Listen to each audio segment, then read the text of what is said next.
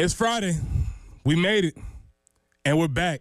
The dynamic duo, the captain and the co-captain, Preston Thorne, Tyler Head, in studio, the 1-2, the pick and roll, whatever you want to call it. We're here. We're ready to go. Got a lot of things on tap today. Tyler, what's up, man? What's happening? Final day of the week. Be back here on Monday as well. We are back. So I've been proud of myself. I'm not like exhausted today, which is not the norm typically when I've done this for a couple days. Yeah. So I'm kind of falling into a groove, I guess. Yeah, you get into a rhythm. I mean, you're pretty much a vet at this. You're Right. Tyler, you're like the middle reliever who sometimes we have to stretch a couple more innings. Yeah. You know, like he's usually good for the middle three. Sure. But sometimes we need him to get 7 and 8. I feel like I'm pretty versatile. Yeah. He's definitely the guy that can do a lot of things. As I said, the 107.5 glue guy. And is glue guy a compliment or backhanded disrespect to an athlete? I feel like it's more of a compliment because you're holding things together, and somebody that you feel like people can turn to you when in need. So I don't know. I don't find it disrespectful. Okay. I don't find it disrespectful. All right. I made a cardinal mistake this morning. What's that? One, I'm sort of a creature of habit. I like to do things at a time, so I got in here a little bit later than I would have liked. I was wondering about that. I'm like, Preston's usually here by this point in time. Hopefully he didn't oversleep. Yeah, it's not going to be. We've all been there. It's not going to be oversleeping. I'm rarely doing that. I'm pretty strong stickler for time, but I made the biggest lie that we tell ourselves as adults. Oh, what's that? I'm going to do it in the morning. Did you get gas this morning? Yes. Oh, man. Yeah, that one's always sounds good as you're driving home in the morning or afternoon yesterday, but man, when you get up this morning, because you're probably running behind while you're getting ready this morning. That's exactly it. And weren't even thinking about like, oh crap, I got to stop for gas. That's exactly how it happened. You know exactly how it happened. And it all. This is why we talk about preparation, and coaches get into you can't win today without starting yesterday. All of those things come true because yesterday it was raining. Yes, I was like, it was nasty. I'm not getting out of here. I need gas, but I'm. You know what? I'm good. I'll do it in the morning. Sure. And of course, when the morning comes, it was a classic scenario. I woke up before my alarm. So then I turned the alarm off. Oh, dangerous. Went back to sleep. Now, how many alarms do you set? I'm a one and done. Okay. I'm a one and done. And I have a later alarm, like you need to be out of the house by this point. Right. But I'm pretty strong on one and done. See, I have 5. You got a bunch? I got. How deep do you go? So we have like the little Alexa thing in our bedroom. So I set 2 alarms at the same time initially. One on my phone, one on the Alexa, so they go off at the same time. Then I set a second alarm about 4 minutes later on both my phone and the Alexa, and I have a third extreme alarm about 10 minutes later just on my phone. If I'm not up by that point in time, we're in trouble. Yeah, I get it. So I'm a little discombobulated, but I like to be in here early. I like to stake my claim. Sure. Set the ground, sage the studio, do whatever I need to do. Got to marinate a little bit. Got to let it go. But we're here. We're ready to go. And Tyler, I think I've done research that I'm not sure anybody has ever done before. Okay. I have performed a deep dive on Shane Beamer era first camp scrimmages. How far back on Gamecock Central did you have to dig for this? Well, I just went through the archives because I wanted to establish pattern. This weekend is a big weekend. First scrimmage coming up this weekend on Saturday was closed to the public. Believe it's closed to media also. Yes, media is not going to be out there. So we don't know what's going to happen, but we want to try and get a clue as to maybe the things that have happened in the past. And what we want to try and set up and establish is what happens in the first scrimmage any indication of what happens for the rest of the year. Okay. Because I've been on a quest. To try and figure out at what point do you know what the team is for the year. Okay. Is it in the first game? Is it in the fourth game? Is it in the first scrimmage? I've been trying to figure this out because I'm leaning towards the idea that, the team you roll out there in the first game is essentially who the team is. Sure. And that goes against the conventional coaching wisdom of, you get better every game, blah, blah, blah, blah. I don't know.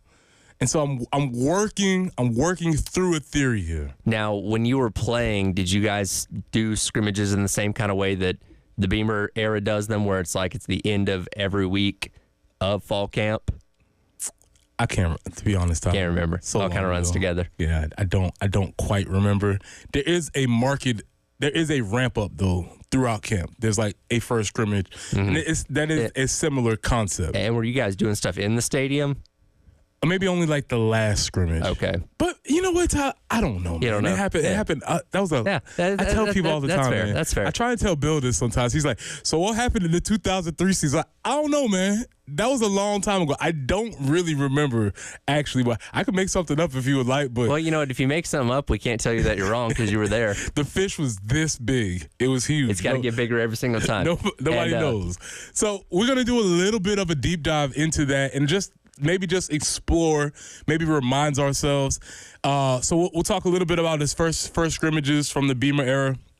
There was an article in The Athletic yesterday or 2 days ago, and I always read through The Athletic and I read the articles, and of course something piques my interest when Shane Beamer is on the cover, Right. internet cover, Yes. but the front page of an article. So I'm on it. Except the article was titled "The Panic Index." It wasn't the kind of article you want to be a part of. That's Yeah, for sure. that's not- yeah. But and we'll get into it certainly. They raised some interesting points. Some interesting points, and there were some other schools around it. So I read through the article, and obviously any article I always go straight to South Carolina, see what they're talking about. So we'll talk a little bit about that, compare it, because basically it was laying out what the argument is or against Shane Beamer in the South Carolina Shane Beamer era in the South Carolina football team. We'll talk a little bit about that. Big news yesterday for college football fans everywhere in ESPN. The anthem. Theme song, anthem. Somewhere along those lines. You're going to hear it a lot over the course of the next couple months. You will get familiar with it. So we are going today. We're going to do something that I've always wanted to do, Tyler. I grew up listening to radio, and there was a radio segment, and it was basically it was called Pump It or Dump It. Okay. And they would play a new song, and then people would call in, and they would say whether they pumped it, as in pump it up, All right. or dump it. And we're going to do that today with Jelly Roll's new song, Get By, which is the new college football anthem. Okay. So I'm super excited about being able to get some immediate feedback on this. I have questions about the song. I feel like Jelly Roll's a phenomenon that's kind of come out of nowhere. Now, are you already pretty familiar with Jelly Roll? Slightly. Okay. Slightly. I've been trying to see what's going on, but I feel like he's around. So we'll have a little bit of discussion. Okay. Have a little bit of discussion about that.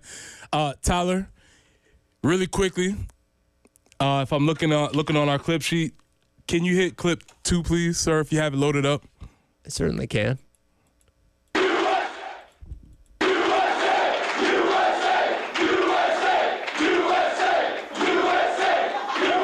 The Fields, yesterday, big game.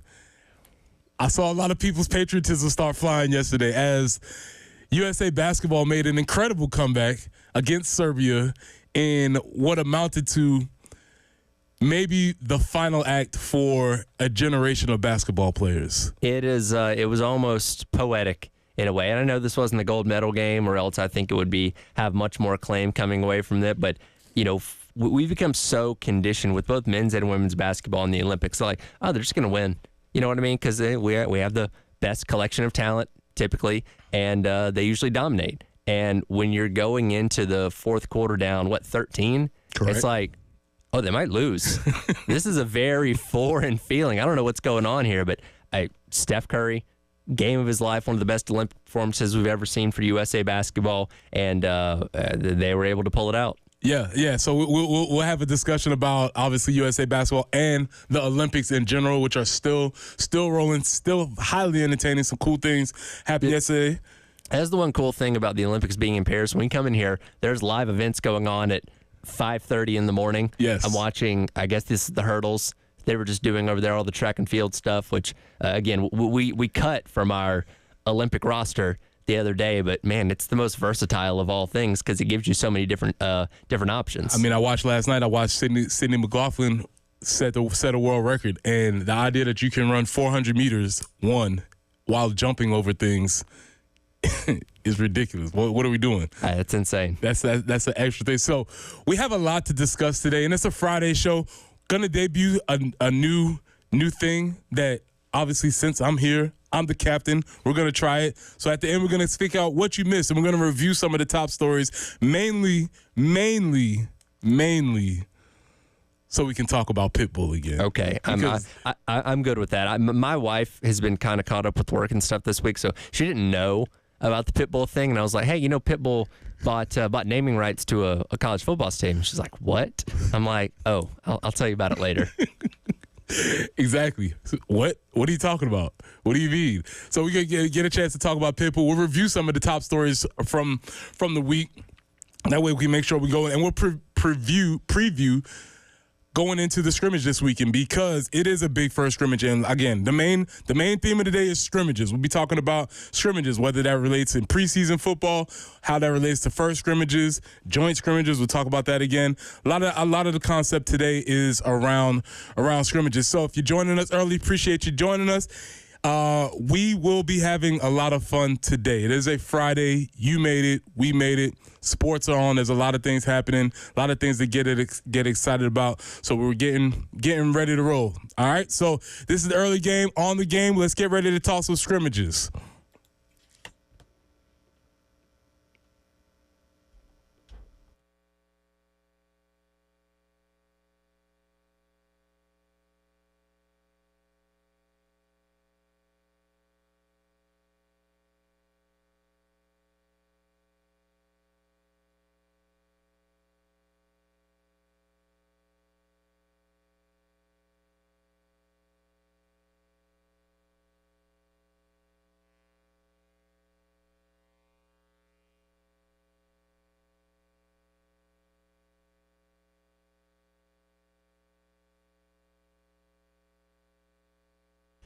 Preston here for our friends at Integrated Media. Listen, we've been telling you all year it's time to get ready. Well, guess what?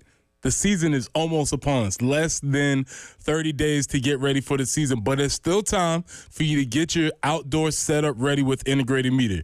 You can get Samsung Terrace TVs waterproof so they don't have to worry about the rain like we've had for the past couple of days. You can get Wi-Fi that works indoors and outdoors. And my personal favorite, you can control all your devices from just one remote.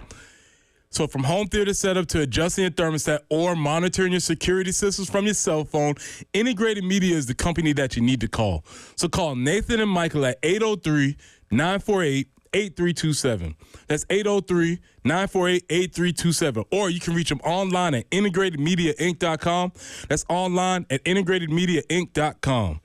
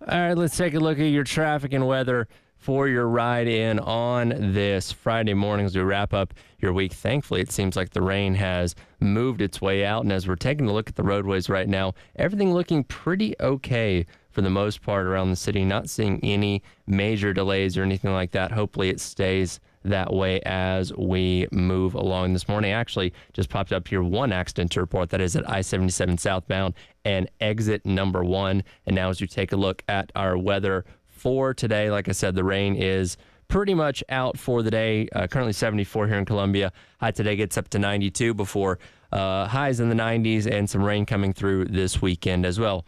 This is the early game.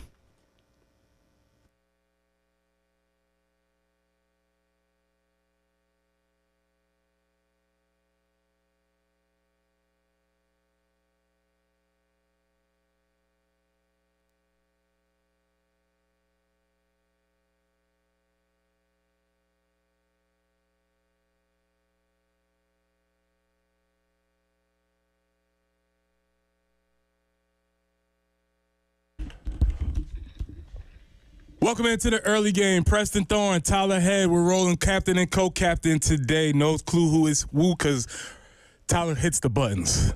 So he's the captain. He's determining this thing. And Tyler. Well, your name's on the marquee. So. I got you. And I appreciate it. Well, Tyler, my name's on the marquee, so I'm going to have to take responsibility for this segment. We'll see. All right. We'll see how it goes. My name's on the marquee if it goes well today. Okay, right. If not, we're just going to point fingers at somebody else. Exactly. We'll blame Bill. Exactly. We blame who names who's first on the marquee. That's right.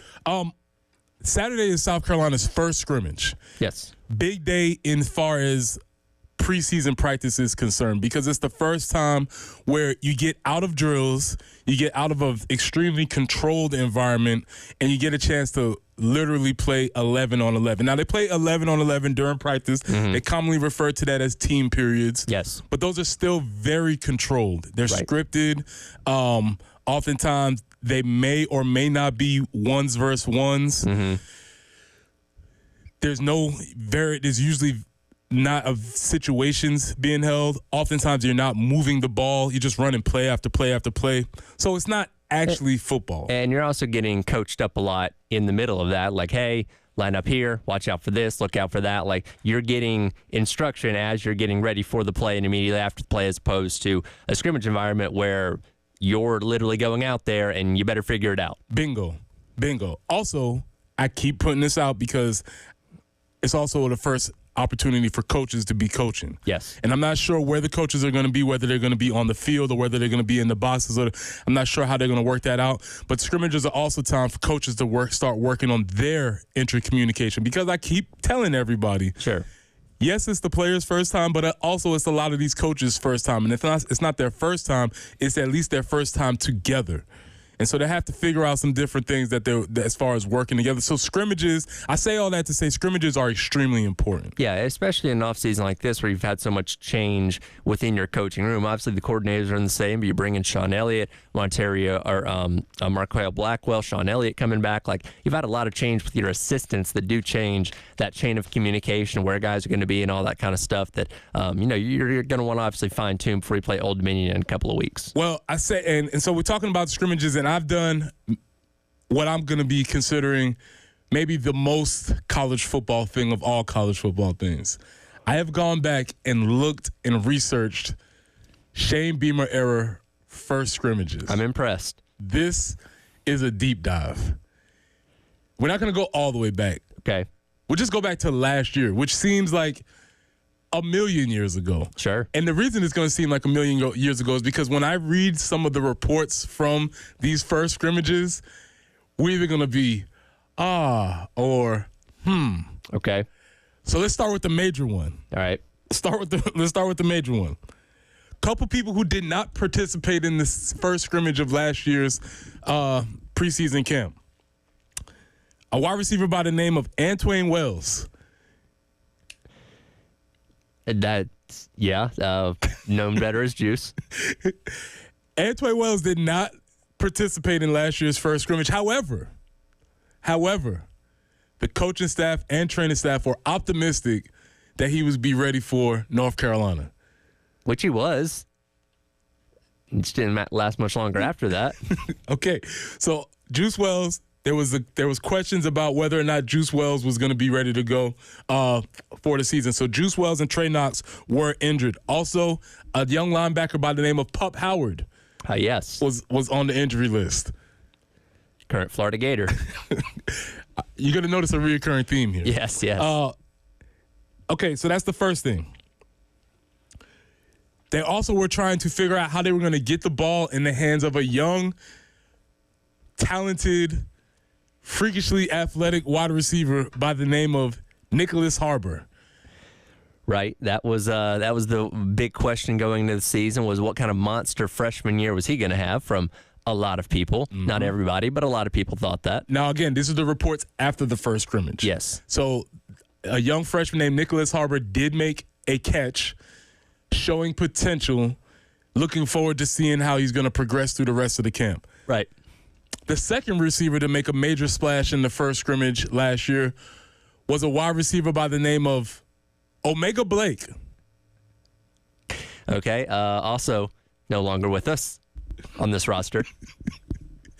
Omega Blake. Now, notice who I did not mention. Xavier Legette. Did not.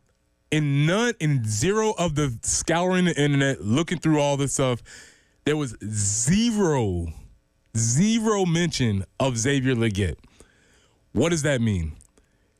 That either means A, he didn't do much in the first scrimmage, which is that's very fine. Sure. It's possible.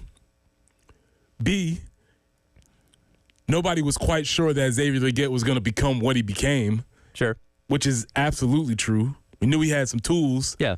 Obviously didn't anticipate that he was going to become what he became. Right. Or C, nobody knew that Xavier Legette was going to be this good. I think it's maybe a combination of all. Okay. Going back to the end of the 2022 season, we saw the flashes. He had the kick return against Texas A&M, had the crazy catch in the Gator Bowl. Like, we saw the elements of like, hey, this guy has the ability to be a solid receiver. He'd just not gotten a lot of catches up to that point in his career for whatever reason, Marcus Satterfield's offense, whatever it may be. And again, Dow Loggins has talked about, hey, when he saw Xavier Legette for the first time, he's like, hey, who is that? And wanted to make that guy work. Now, again, going into last season, he was not expected to be the number one guy because that was Juice Wells' jobs. But as soon as Juice Wells went down, somebody had to step up. We didn't know who that was going to be. It ended up being Xavier Legette. And by the end of the season, we're like, man, this guy's just had a monster year. So, yeah, at this point a year ago, we weren't expecting a ton out of him. We probably project him to be maybe the number two, hopefully, which I guess most people were probably thinking Harbor was going to be that at this point in time because of the freakish athleticism and everything we'd heard, leading up to the start of the season. But, yeah, Legette was certainly the surprise of last year. And even going into the first couple of scrimmages, I guess we weren't even thinking all that highly of him. Okay, so now we're trying to figure out what's happening with the wide receivers. Right. Also, starting running back, Dakereon Joyner had a great scrimmage. If only that were an indication of what was to come. Starting running back, Dakereon Joyner had a great scrimmage. Took majority of the first team reps, and as I'm looking, he was the starter. He was the starter in the group. Third string running back, and transfer from Division II, Mario Anderson. Saw some flashes. Okay. Saw some flashes. DJ Braswell also had a few carries. Okay. In the first scrimmage. Yeah, that's kind of a flip of how the season ended up going. Now, we don't get, stats coming away from these scrimmages. Correct. So, a good scrimmage for Dakereon Joyner, did that mean he had, 5 carries for 30 yards? Does that mean he busted off some long runs? We don't really know. And, again, they're able to control the narrative because media was not there. But, yeah, that's not exactly how the running back room ended up last year. So that's not how the running back room ended up last year. Also, it says, don't sleep on DJ Braswell. Okay. That's one of the reports that we had. All right. I say all this to say this. Listen, things are going to happen on Saturday during the first scrimmage, which we'll get some information out of. I don't know if it's an indication of what the season will hold. Well, the way you're laying that out, you're basically saying whatever they tell you, it's going to be the opposite. The guy that they're not talking about will be the guy.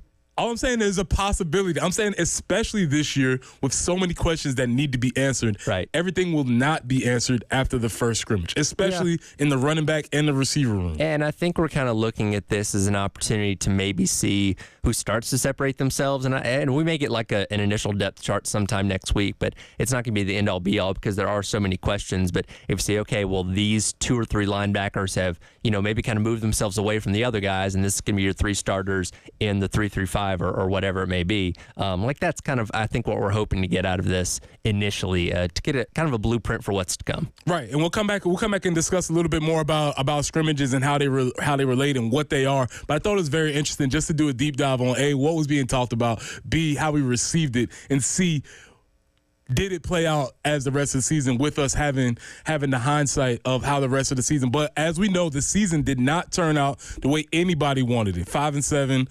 Finished on a downhill slide. And The Athletic had an article which was labeled the Panic Index, which caught my attention. And even more so, it caught my attention because South Carolina Shane Beamer was featured prominently in the article on the early game. We'll come back and we'll talk about what it said about South Carolina and the Panic Index. This is the early game.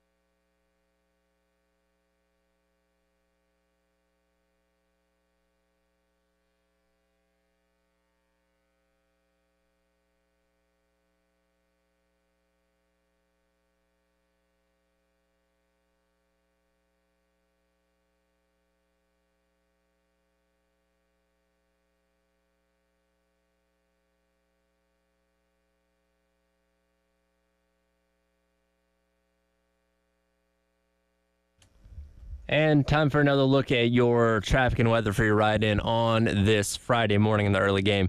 Still have that accident at I-77 southbound and exit number 1. So be careful as you're making your way through that area. Other than that, though, looks like everything's pretty okay around Columbia on your ride in so far this morning. Another peek at the weather. Currently 74 degrees here in downtown Columbia. Not expecting any rain coming through today. High is going to get up to 92 degrees. 92 again on Saturday and 91 on Sunday, though there is some chance for rain as we make our way through the weekend. Stay safe out there and enjoy the rest of your Friday.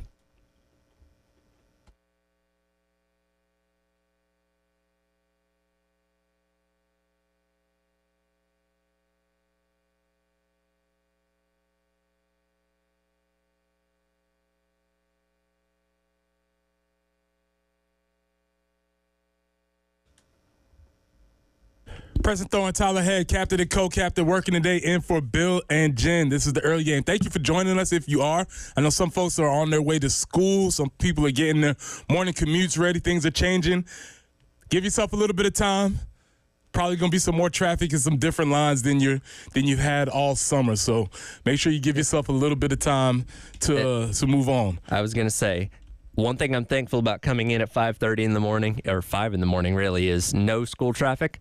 That is something when I return back to my normal schedule of getting here at 8-ish, I'm probably going to have to start dealing with again. Yeah. That's one of the things about working this shift. You can you get a chance to bypass traffic.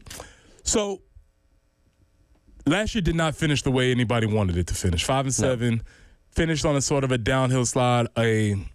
Well, depends on who you ask, actually. Right. The defense finished well. At one point in the season, 2-6, ample opportunities to fold. The article in The Athletic is labeled the Panic Index. And the only reason it caught my attention, it was because they have a selected picture of Shane Beamer on the cover of the article. And I don't know how far the author, editor, publisher went to find this picture, but it's a picture of Shane looking perfectly disappointed. I was going to say, I'm sure there's a Rolodex of options when it comes to pictures of Shane Beamer. What's the one where he looks the most meh or the most like you said, disappointed? Because you can't put him like smiling or excited or celebrating on the front of this. Like, no, we got to have him looking somewhat concerned. This is very, very National Enquirer type of work here, TMZ work. You know, where they find the celebrity looking their absolute worst and they post that picture like, what's happening at South Carolina? Right. Well, South Carolina is in a group of schools that this particular Antonio Morales in The Athletic wrote this article, and it talks about the several different levels of panic in these programs. Now I'm going to list off the level of programs to give context to the article in which South Carolina was with, and then we'll talk about South Carolina specifically. So the programs that he had listed were Colorado, Syracuse, Texas Tech, Louisville, North Carolina, and Florida. One more time. Colorado, Syracuse, Texas Tech, Louisville, South Carolina, North Carolina, and Florida. And the article is specifically talking about recruiting. Yep. And the future of this program, future of these programs. Now, in my mind, when I look at the programs that are listed, and I think this is even without me being obviously a homer, it feels like South Carolina is in the best position of the programs that are listed. Yeah, as far as what they've done in recent years, you feel like they've kind of been ahead of the curve. Now, Florida's a program that, on brand alone usually recruits pretty well, though not at the clip that they've done in years past. But, yeah, when you look at North Carolina, Syracuse, Colorado, you can definitely say South Carolina's done a better job than them in recent history. Well, the question that the author asks is the momentum gone? And it goes on to talk about how Shane Beamer and company had a lot of momentum going into last year's season as far as recruiting is concerned, and things have kind of cooled off on the recruiting trail. Now, I'm not definitely a recruiting person, but you have heard the conversation, and I know you've done a lot of this in Gamecock Central and in the Extra Point, where folks start saying, "Well, what about all the 3-stars?" I know you've heard that. I believe y'all refer to them as the 3-star mafia. The 3-star mafia. That is correct. The 3-star mafia has come out and they are asking questions about the momentum, about the people that have signed in South Carolina's in South Carolina's recruiting class. Now, it gives some context. South Carolina has signed twice as many 3-stars as it does 4-stars for this particular class. And so that's led to a drop in the average player rating for each recruit from 90.7 to 87. Is that a sizable drop? I don't know. If we're going to put this in academic terms, since we're starting school, you still have a B. Yeah, right. You went from a B to a B. I don't know if that consists of people starting to panic. Mm-hmm. That indicates that the momentum is going. I'm not a recruiting person. Tyler, in your mind, what does that indicate? I don't think it's a steep drop-off, and the article goes on to detail some more specific things with this. You recruited so well the past couple of years, it makes what is right now an average recruiting class, I guess, kind of look worse by comparison. And, the past couple of classes, you've gotten some really big fish in here. Nick Harbor, Dylan Stewart, Josiah Thompson, guys like that are really, like, from a national perspective, turns people's attention. You had Shamari Earls committed. He obviously flipped to Georgia a couple weeks back. He was kind of the closest thing to a big fish in this class, and that's what it's lacking so far, is like just that notable huge name. Like, yeah, you've got some 4-star talent, but none of those guys are in the top 200 according to 24/7. So it's just kind of an average class at this point in time. There's still opportunity for you to pull some guys in over the next couple months for early signing day, but to my knowledge, and Wes and Chris can be more specific on this, I don't know if South Carolina is tracking with anybody that is at the top level or, in these top hundreds or top 50s of college football as of right now that can really wow people before this class is done. Well, the thing that's interesting to me when you talk about recruiting class, and I have to keep saying this, I am not a recruit. I'm not a recruiting person. I start paying attention once they get on campus. Right. That being said, it seems like it's a no-win situation, and that's one of the things that makes us love college football. But what I hear is, if you sign a guy who's a 3-star and the 3-star mafia comes out, what I hear is them saying, well, who else offered him? Right. Oh, he was only offered by X, Y, and Z school. Must not have been very good. And so the flip side of that argument is you have somebody like Shamari Earls who gets flipped by Georgia. Right. We can't keep our recruits.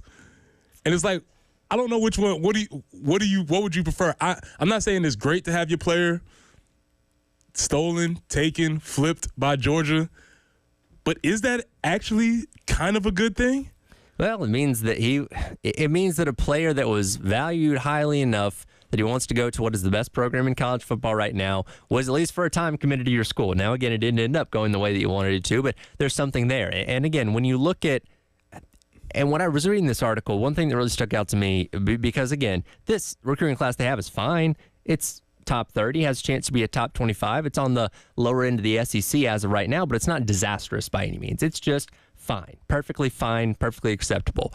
But what Beamer was really good at the past couple of years was pulling in guys that people around the country looked at and said, why would he want to go to South Carolina? What do they have going on there that's so special that a high-level talent that could have gone anywhere in the country would want to go? And again, they don't have that guy this year. Again, last year was Dylan Stewart. Year before it was Nick Harbor. I don't think anybody in particular in the 2022 class would have, met that requirement. But, again, when you do it for a couple years in a row, people say, hey, got something cooking down there. What's going on with Shane Beamer and company? And you just don't have that this year. And again, coming off 5-7 year, I think that's easy for people to write off South Carolina. It's like, okay, had a down year. Now they're not recruiting as well. They're going in the wrong direction. And so the last part of the article talks about the other part, which people may point to as far as momentum maybe sort of waning, is the idea that Shane Beamer and staff had sort of built a wall around South Carolina, and things were changing where they were starting to get all of the top in-state recruits. It says they signed 8 of the 11 blue chippers from South Carolina in the past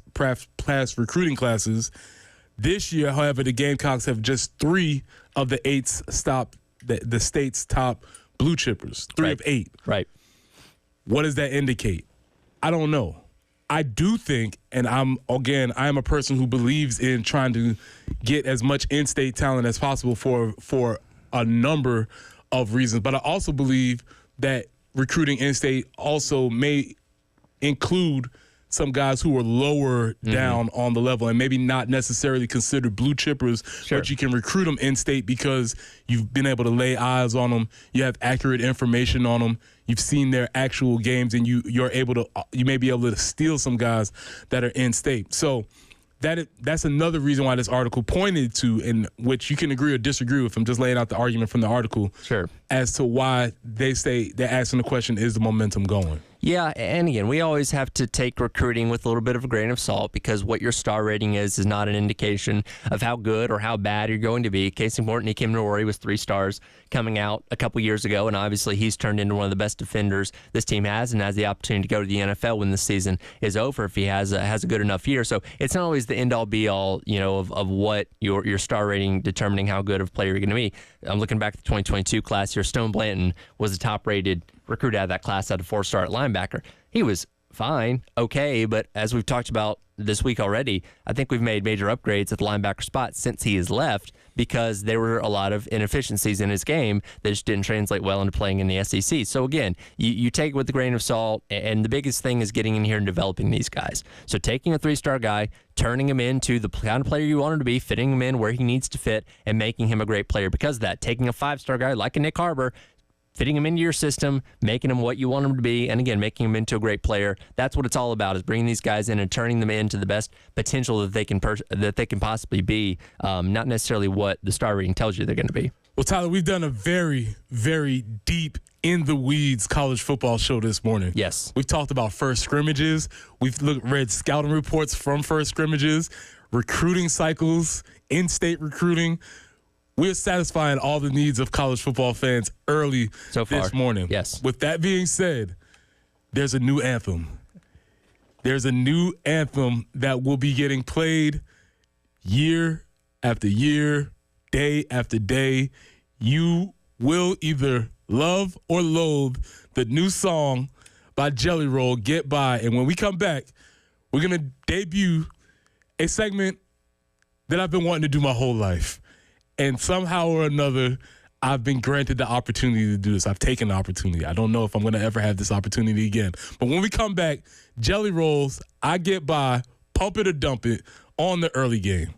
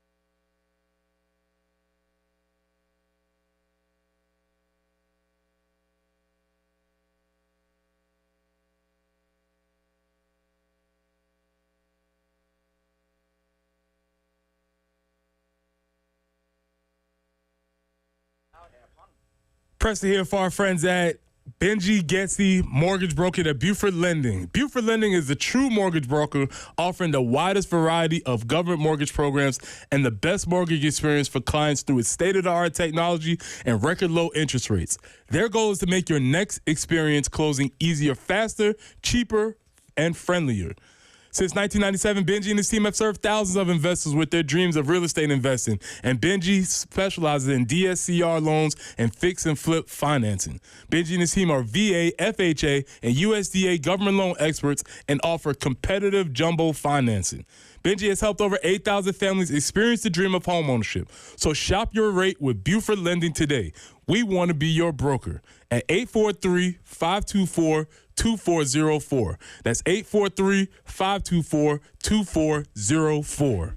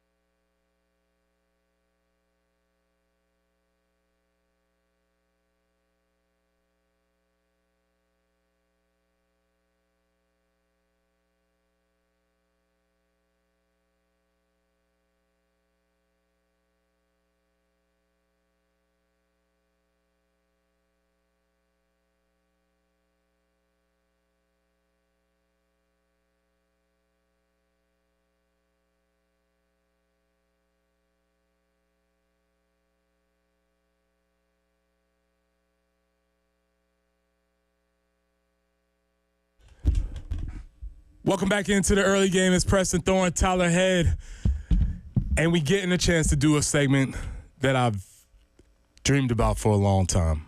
I've never knew that I was going to end up in radio, but I've listened to a lot of radio in my lifetime. Yeah, sure. And this is a tried and true segment from the radio. Pump It or Dump It. And Pump It or Dump It, 803-404-6100. We're going to play a song. We're going to debut a song, as a matter of fact. And I want you to text in, real simple, pump it or dump it. Are you on it or are you not on it? The song in question is the new college football anthem by none other than Jelly Roll.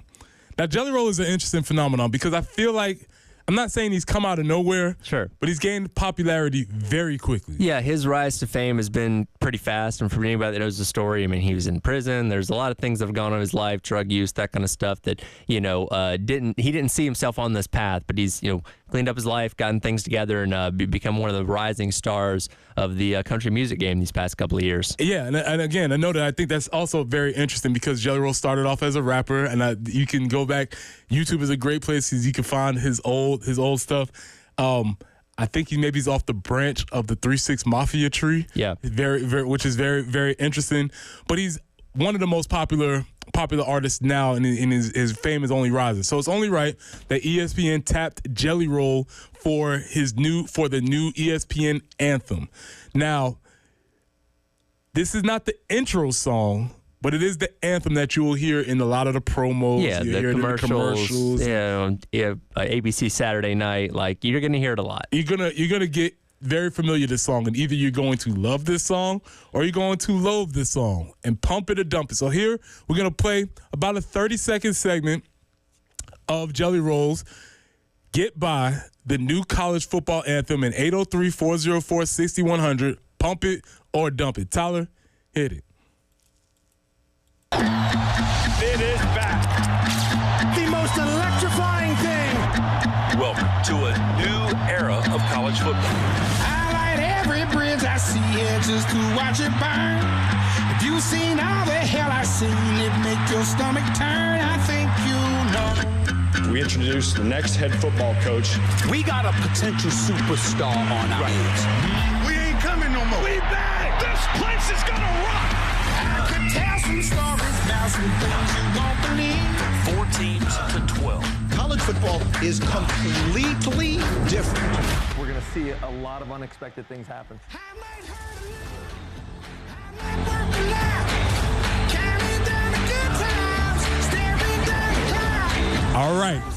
803-404-6100. It's just the first verse. Went to the chorus. Yep. Pump it or dump it. Please text us in. Tell us if you like it. Tyler, what's your initial reaction? Look, I like it. I think it's got a good beat, good tempo to it. It kind of matches what college football is, kind of brings a good energy to things. And look, I've typically liked what ESPN typically chooses for that theme song every single year, and I'm right in line with this one. So I'm going to pump it. Okay, pump it. All right. I'm going to pump it too. Now, last year when it was our friend Posty, yeah, I didn't like it at first. You didn't like Posty? But I don't know whether it's the nostalgia of the season or whether because he gets banged into your head a million times as you're watching another college football game. By the end of the year, I was kind of like, oh, I kind of like this. Now, is that something that's just forced down your throat so much you just have to kind of accept it? No, because they can the Applebee's commercial, remember that? Oh, yeah. I don't think anybody. How could I forget? Wasn't a lot of people at the end of the day like, oh yeah, that's my jam. It can work the opposite direction. That's true. You know what I'm saying? So you can have something that gets played over and over again that you don't end up liking. So 803-404-6100. Tyler, do we have any entries coming in? Oh, we got a lot of entries coming in. Let's go. I'm just going to kind of rapid fire this because we're getting a good mix. Let's see. I got a dump, pump, dump, pump, pump, pump, pump, dump, pump, trash, dump it, pump it. It's pretty 50-50 so far. Okay. All right. So 50-50 pumping and dumping. We will come back to this at the end of the 7 o'clock hour because I do think this is a question we need to answer. Are we pumping or dumping the new Jelly Roll? And look, you're never going to satisfy everyone with a Correct. song like this because especially if it fits into a certain genre, you're like, oh, I don't like country music. I don't like rap music or whatever it may be. They're going to be naturally inclined to not like it. And again, it may take a little bit of time to adjust to it the more that you hear it. But yeah, it looks like we're pretty split so far. Tyler, we're gonna do some research during the break. We're gonna need to get a tally mark on that. So Okay, when we come all back, right. we'll need to get a tally mark on that. But again, Jelly Roll, pump it or dump it. I get by the new college football anthem. We're gonna see how this plays out and we'll keep a tally throughout the show. But this is part of the lore. This is why we love college football because Sure. there's songs, there's different things we associate with this season. It is all of it combined. And to be honest, I think that's a solid pick. Yeah, I think the energy of the song, the tempo of the song matches what you're looking for because, like, this is going to be behind highlights and getting you set for whatever the game of the week is going to be. Like, I feel like it fits within that realm of what you're looking for. Yes, sir. So, pump it or dump it. We'll come back to Jelly Roll at the end of the 7 o'clock. Hopefully, you still listen. But when we come back to the top of the hour, deep diving on Shane Beamer first scrimmages. It's a weird topic, but you're weird and you're here listening to college football anyway. It's the early game.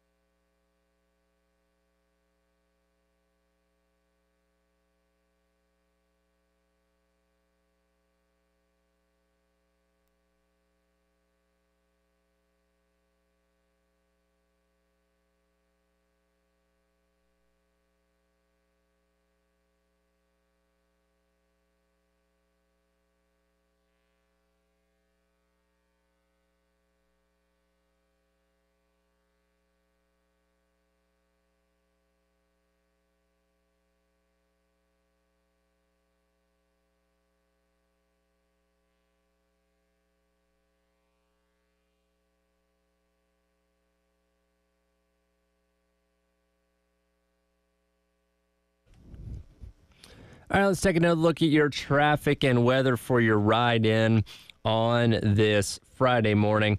As we're still working that accident right now at I-77 southbound and exit number 1. Other than that, though, everything looking pretty okay. A little bit of fog report in the area of 378 and Lower Richmond Boulevard, so be careful as you're making your way through that area. But other than that, like I said, everything looking all right for the most part. Still about mid-70s here in Columbia. Got some fog rolling through on Gervais Street behind us on the window here. High today is going to get up to 92. No real rain expected in the forecast today, though that does return this weekend with highs of 92 on Saturday and 91 on Sunday. Stay safe on your drive in. This is the early game.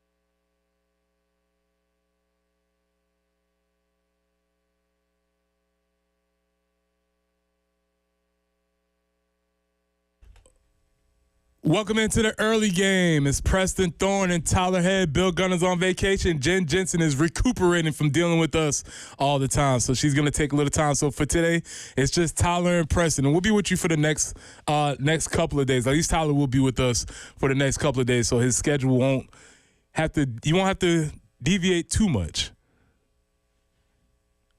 Turn my microphone on there. No, not too much. It's just the getting myself to bed early is my biggest struggle, because like I have a routine of like, and I'm a night person anyway. Like I will stay up late. That has not bothered me at all. Funny thing, my wife, when I met her, she was a morning person. She went to bed at like 9:30. I've now like molded her into a night person. We don't go to bed till like 11:30, midnight some nights. And so getting up early is not my forte, but I do what I can. You man, again, Tyler, glue guy of 107.5, the man that can do it all and does do it all. But if you're just joining us today, we're having a conversation about some very, very college football topics. Yes. We're going heavy college football because we know what we're here for. Hey, we're 22 days away from kickoff, so we're in that weird middle ground where it's almost here, but it's not quite here, and we're not getting headline stories as much right now because everybody's in camp, and outside of major injuries and stuff like that, for the most part, everybody's just kind of sticking to their guns, and we're just waiting for the season to get here. Well, we're not getting headline stories until tomorrow, because tomorrow will be the first scrimmage, and I've done the diligence of going back and researching some Shane Beamer era first scrimmages, because when you go back and look at these scrimmages, you can figure out some things that happened to the team, figure out some things that did not happen. It's just very interesting to see how the seasons unfold from the first scrimmage to the actual season. My favorite thing, whether it be scrimmages or just fall camp as a whole, is there's inevitably going to be one guy that everybody's talking about coming out of camp. Everybody's talking about how he did in the scrimmage, how he did in that, and we're all kind of looking for him when the season rolls around, and he just is like never on the field. And I can't remember if Elijah Caldwell was talked about more in the spring last year or fall camp, but he was the name that was like, hey, man, look out for Elijah Caldwell when the season finally gets here. And then, I'm sure he was on like special teams, but he's basically non-existent on the field last year. Right. And that's really interesting how that ends up happening. Well, Tyler, let's take a trip in the Wayback Machine. Okay. I'm a history guy. I like doing history. I like connecting it to the present. Sure. And let's go back to an article that was updated on August 14th, 2021. And I'm going to read you the topic. Okay. USC scrimmage report.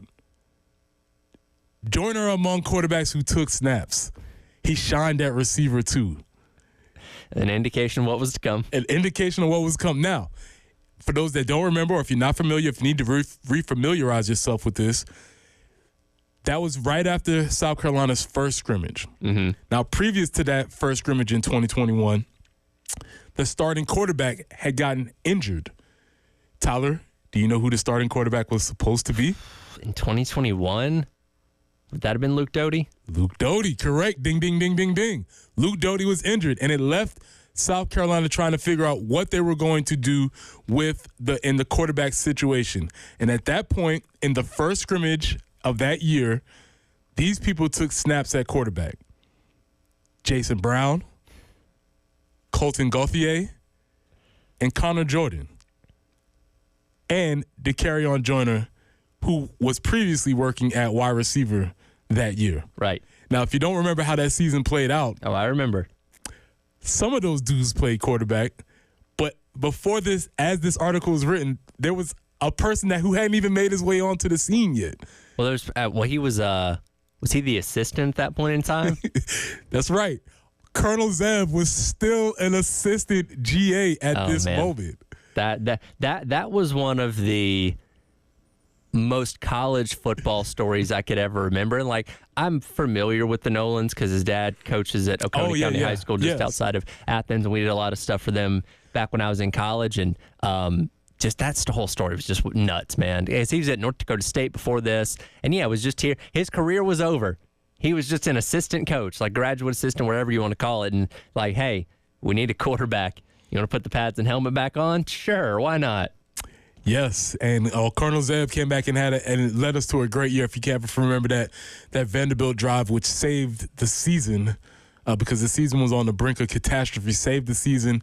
The team ends up going to win. Obviously, DeCarrion in the Mayo Bowl has a great season. Yep. But all we're looking at is because the first scrimmage is coming up on Saturday, there will be some storylines that play out that may or may not affect the way that the rest of the season goes. But the purpose of scrimmages is this is the first time the players get a chance to actually play football. When I say actually play football, I mean without the constant interruption, as you brought up in the first hour, of the coaching.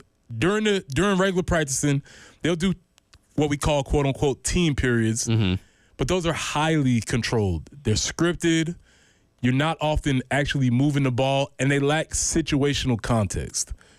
So you're just running through plays. Yes, you're getting in work, but it's not actually what I would consider football. Your first scrimmages are the first chance where you get to see 11-on-11 football. You move the ball. You get a chance to see what is actually happening. And you see how guys handle left to their own devices because, again, you don't have that coach over you or on the sideline saying, hey, line up here, look out for this, look out for that, watch this guy, watch that guy. It's like, okay, you're out there, here's the play, go out there and execute it. And if you're not able to do that in a game type scenario, you're probably going to have a tough time getting on the field. Yeah, and that's a different thing. As I brought up during the 6 o'clock also, this is the first time the coaches are coaching off the field. So I've been a coach. The most helpless feeling you feel is on the sideline watching your player do something wrong. Yeah, you can't help them. You can't help them. You can't go out there and correct them. You can yell and scream, hey, contain! Yeah, whatever you're yelling at the moment. When there's, and this won't be the case this weekend, when there's 80,000 people in the stadium, I don't care how loud you yell, but it's probably not going to be communicated all that well. You just see hey, your coach. Coach is jumping up and down, waving his arms. I wonder what that means. If you ever see coaches on the sideline just making a bunch of motions, they're trying to get somebody's attention. Now, I will say this, with the now headset communication, that can change because you are going to have somebody on the defense and on offense as well, typically going to be the quarterback, that you can say, hey, so-and-so's out of position, motion to him, indicate, get him lined up the right way or something like that. Tyler, that's why you're the man. I hadn't considered that point. Right. It's going to be the first opportunity for them to be using that system. I would imagine everybody, I assume it's the middle linebackers on the various groups.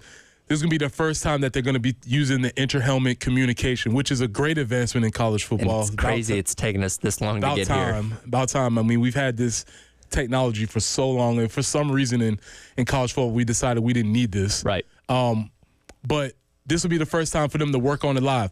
And again, it's not just the first time for the players to work on it live. It's the first time for the coaches to work on it live because these coaches have been coaching in college football also, which means they haven't been doing this. Now, Dow Loggins, who has NFL experience, he is familiar with this system. He knows how this works.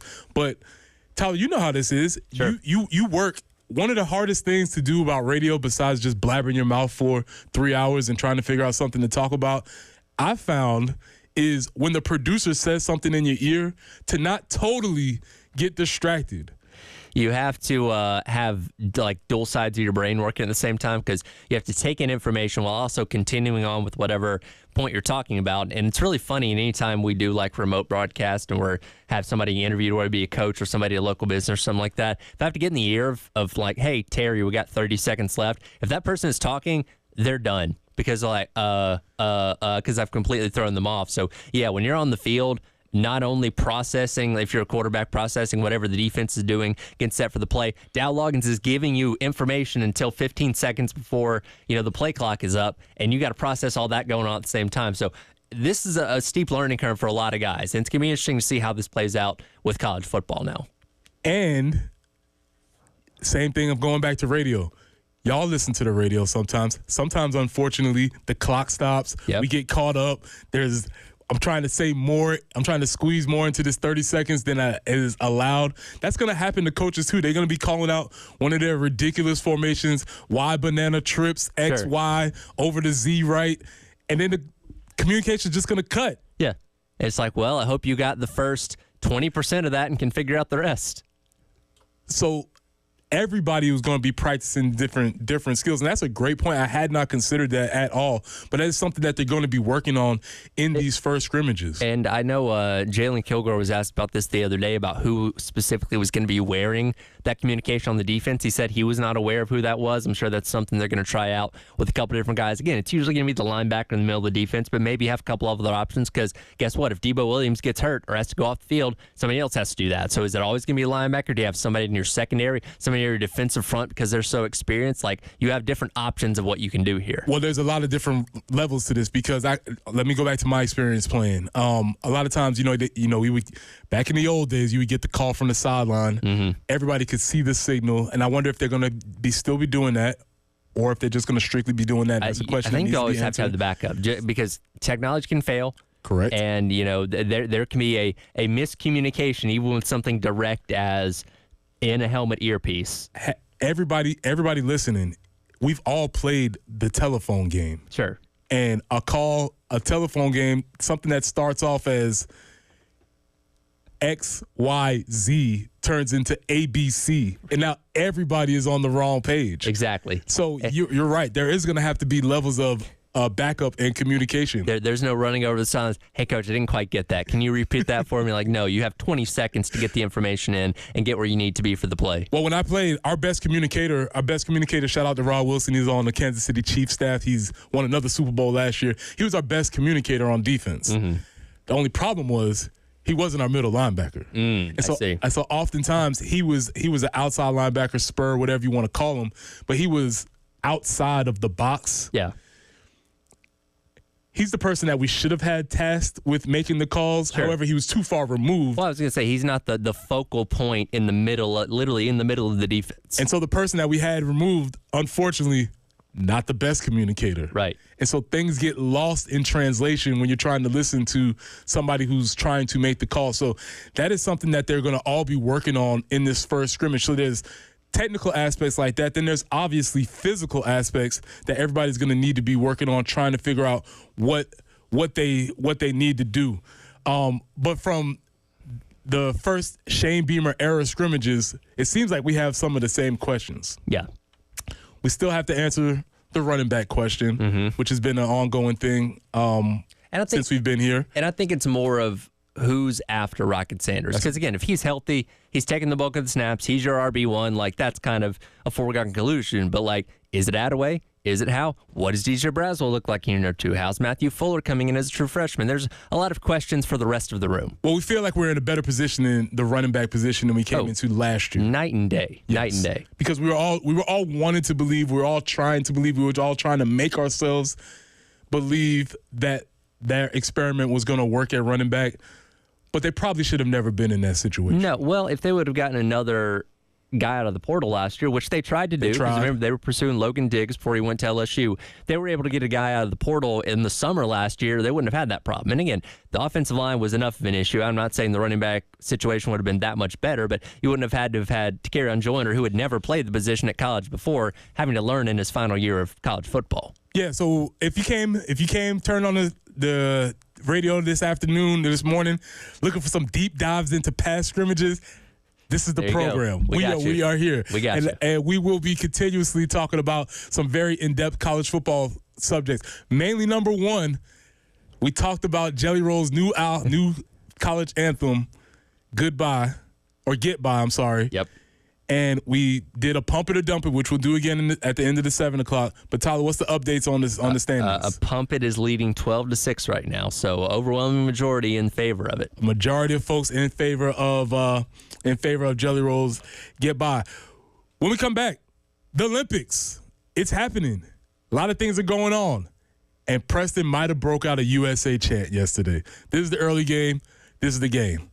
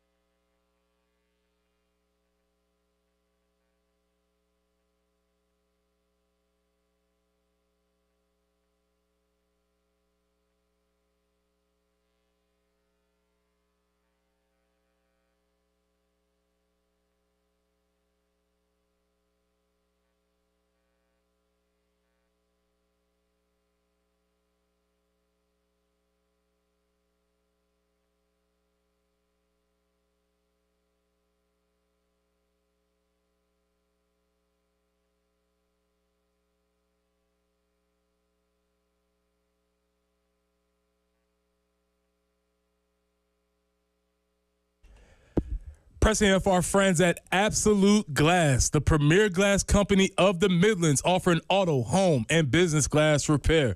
So if your glass is damaged, shattered, cracked, or broken, they can handle the job. If it's a cracked windshield, that's no problem. They will come out to your location and replace it for you, usually for free, and they work directly with the insurance company to take away the headache. Yes, they will come out to wherever you are, school, home, work, does not matter. Absolute Glass will come out to you and take care of it for you, and then they'll take care of the job. Now, if you're sitting at home and you're looking to increase the value of your home with new windows or mirrors, Absolute Glass will come out and take care of that for you too. Windows, mirrors, shower enclosures. Say it all the time. If you can see through it, Ray and Marianne at Absolute Glass can do it. So check them out online at AbsoluteGlassInc.com. That's online at AbsoluteGlassInc.com.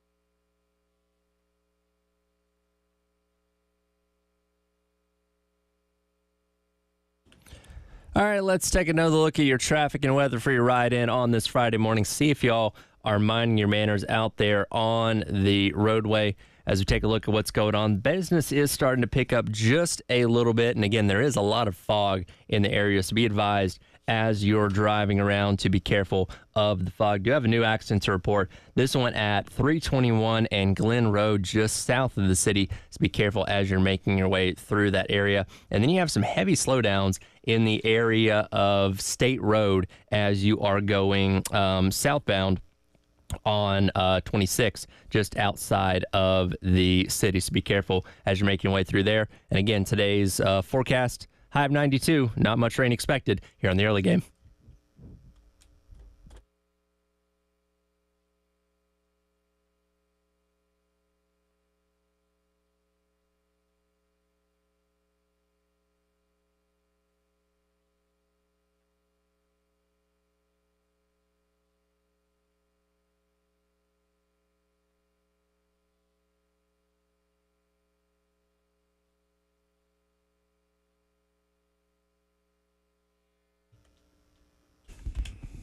Welcome back into the early game. It's Preston Thorne, Tyler Head. We're rolling two-man team today, captain and co-captain. Bill's on assignment. We're a tag team. And you know what, Tyler? It's apropos. And I feel like I've neglected you this weekend because we just came off of SummerSlam. We did. We might have to get to that later. That's okay. We can do that. We might have to get to that later because when a lot of things happening. When Tyler's in the house, we have to get our wrestling updates from our main expert. Real quick, everybody, I know you might be getting carpool lines. You may be taking your students to school. You may be going to school if you're a teacher. Just want to shout out all the teachers. If you don't know, if you're not familiar with me, I am a former teacher, still a teacher at heart, still a work in education. And I just want to give a shout out to all the folks that are making this whole thing run, whether you're a teacher, custodian, person in the lunchroom, administrator, everybody who makes our schools work. Make sure you give them a shout out when you drop them off the line because you know your child. That's right. And they deal with 30 of them. You know what your child does. They deal with 30 of them or 60 of them, of 100 of them, or 1,000 of them, or how many of them every single day. So it is a miracle that any day in a school works, and we do this a lot. Listen, my mom works in early childhood education with the 4 and 5 year olds or whatever. Bless her heart. You know, there's 20 or 30 of them in a class, and I don't know how she does it. I don't know how, especially that age. So shout out to all the elementary, middle, high school, anybody who's associated with our schools. It's a pillar of our communities, and you all do an amazing job. So if you're taking your child to school on the first or second days, make sure you get to know your teachers, talk to them, communicate with them throughout the year. Don't let the first time you talk to them is when Johnny does something wrong or when you have an issue. Go to the parent-teacher conference. Yeah, go to the parent-teacher conference, get to know them. You all are working together for your child's benefit. So shout out to all the teachers. Y'all know I'll be shouting everybody out this year. Y'all are my people. Y'all are my tribe, and we appreciate all the work you do. But we're here for college football. We've talked about scrimmages, anthems, recruiting momentum. I believe Scott out in the phone line has some general college football questions. So, Scott, what you got for us? Good name, by the way. That's my middle name. Awesome. Good morning, guys. What's up?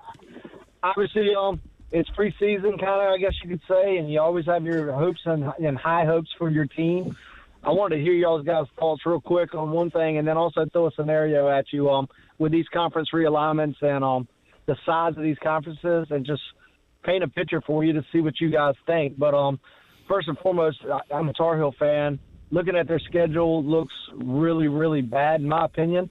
Like if they won the ACC, I could see you making a case as bad as the schedule is to maybe not put them in the old format of the top four. They got to get by a tough Minnesota game. Matt Brown isn't preseason ranked. Usually he does his best work whenever people are not looking at him. And they get by that Minnesota game. They really don't have another game that I think they should lose and or struggle in. So they get to that Florida State game. They got a ton of returning talent that's really good. Can Collins get that defense to where it can just be serviceable and not let people put up big numbers? And then you got the number one running back coming back, an extremely good wide receiver staff, tight end staff, bigger, stronger line, it looks like. I'm just curious, is this possibly a team, in my eyes, if they don't win 10 games, 9 games, I'm going to be thoroughly disappointed. They need a serviceable quarterback. They don't have to have a Drake May with the talent they got on this roster. But what's your guys' thoughts on that? And then I wanted to paint a little scenario to you because these big conferences and everything, I really went deep diving into the ACC being a North Carolina guy. But what happens at the end of the season when Clemson's undefeated, maybe not even undefeated, but undefeated in the ACC with maybe one loss to a Georgia? Miami goes undefeated, SMU goes undefeated, and North Carolina goes undefeated, and you end up with Miami and Clemson in the ACC championship because their schedules are tougher and they're going to be ranked higher. I'm just curious as we dive into this new world of these large conferences, what's your thoughts on that? How bad is that going to be? Because SMU and North Carolina probably wouldn't make that 12-game format because of their schedule. Maybe SMU would, but I don't think North Carolina would, with only Minnesota, Florida State, and NC State being on that schedule that look like preseason are going to be their toughest games. Yeah, a lot of good questions. Scott, appreciate the call. Thank you for listening. Appreciate the call. 803-446-100. I'll say this because North Carolina, obviously Drake May just got picked up by the Patriots this offseason. Is he going to get beat out by Joe Milton? Well, he might get beat out by Joe Milton. That's an interesting conversation to have as he's garnering a lot of attention up there. But they're moving on from him. Max Johnson transferring over from Texas A&M. We obviously saw what he was, last year when Connor Wakeman went down. I don't think he's lived up to the billing of what he was expected to be as a college quarterback. He's solid. He's perfectly acceptable, but he's not going to go there and be a Drake May, so I don't think the high-flying offense is going to be the same as what it was, a year ago for UNC. And, going back to what Mac Brown said at AC Media Days the other week, I think they're going to be a little bit more ground heavy. They have Marion Hampton coming back at running back, so I think that's going to be kind of their primary focus is, more on the ground game and kind of passing when they need to, not necessarily when they want to, like they've done in the past couple of years with Drake May. So I'm interested to see. Again, they do have a workable schedule, and the scenario that he threw out there is something I'm so curious about with all these conferences being expanded, all these ones abandoning divisions, particularly with the SEC. You have so many different scenarios where you could have multiple teams tied with the same record that never played each other. And the SEC has not come out and said how they're going to break the tie in terms of who goes to play in Atlanta for the SEC championship game. And with that, even if you don't play in the championship game, if you're a 10-2 team, a 9-3 team in the SEC, or if like an 11-1 team or something like that in the ACC, you still have a case for making the playoff. And it depends on what happens with all the other conferences, who has the strongest record, who has the strongest schedules and all that kind of stuff to determine who's going to get in. So there could be, I know we weren't going to have a Florida State scenario where you win the championship and get left out, but you could see a scenario where like a 10-2 ACC team gets left out in favor of maybe a 10-2 SEC team that finished fourth in the standings or something along those lines. So that's kind of the great unknown that we're going into with 12-team college football playoff is how do these scenarios end up playing out if all these crazy things do end up happening? So there won't be as much controversy as about who's at the top, but there's going to be controversy on 12, 13, 14, 15. Exactly. And I looked at this the other day when the coaches poll came out. And again, this coaches poll, it's not scientific by any means, but I plugged in what the college football playoff would be like based on that poll. Missouri at 11 would get left out because in that scenario, Utah would be the highest ranked Pac-12 or Big 12 team, so I put them in as a champion. So they would go from being 13th to a top 3 seed based on their conference championship, while a number 11 Missouri gets left out. So there's a lot of crazy things that are going to happen with this. So just being in that top 11 or top 10 does not guarantee you a spot in the college football playoff. Scott, appreciate you listening. In that article that we referenced earlier about the panic index, North Carolina was mentioned. Yes. And it was talked about the strength of character that Mac Brown is and what happens when when probably more so when he decides to retire. But Mac Brown clapped back. Yeah, he's got a couple more years on his extension. And he told everybody, listen, all the people that were negatively recruiting against me, they're either fired or have moved on. So I'm still here. And I will count myself as a huge Mac Brown fan. He is one of 3 active college football coaches with a national championship. I like Mac Brown. Which, by the way, that's an insane stat to think about. Hence to the parody. Appreciate that, Scott. Like I said, this is your place for college football, and that's a great question. Appreciate you listening. Now, as I said earlier, I broke out a USA chant. Yes, you did. And it was out of nowhere because I didn't want to care. I did not want to care. But Chef Curry and the GOAT, are they the ones that made me break it out? When we come back, we'll talk about Team USA basketball. This is the early game.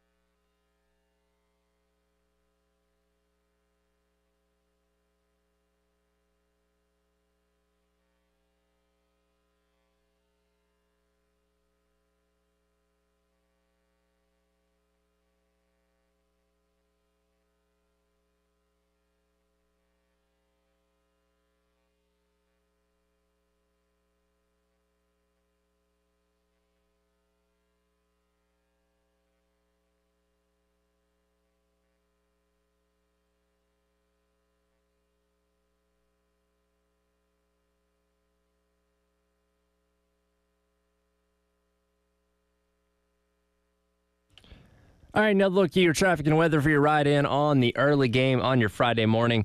More accidents to report. Have one at I-77 southbound and Bluff Road that is right there at exit number 5. Also still have that accident at 321 and Glen Road just south of the city, and still experiencing some slowdowns as you work 26 eastbound in the area of State Road, as there's actually an accident nearby that is blocking the left lanes. Be careful as you make your way through there. It looks like the fog is starting to clear up a little bit here in downtown Columbia as we make our way through the morning's high right now, temperature right now is currently 75 degrees. High today will get up to 92 with no rain in the forecast, thankfully, after the crazy week of rain that we've had so far. This is the early game.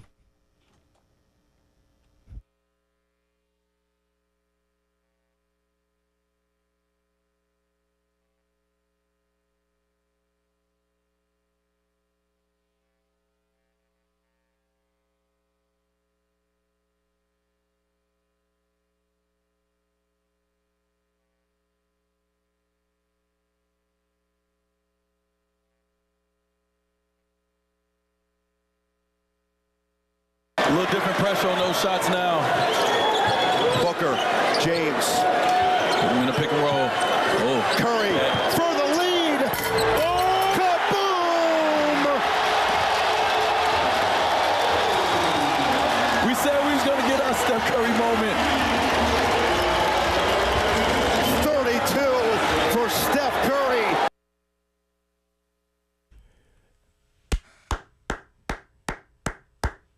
The glue guy comes through. Tyler Head, the producer, with an excellent piece of producer. This is Preston Thorne. This is the early game. If you're just joining us, we are a two-man duo today.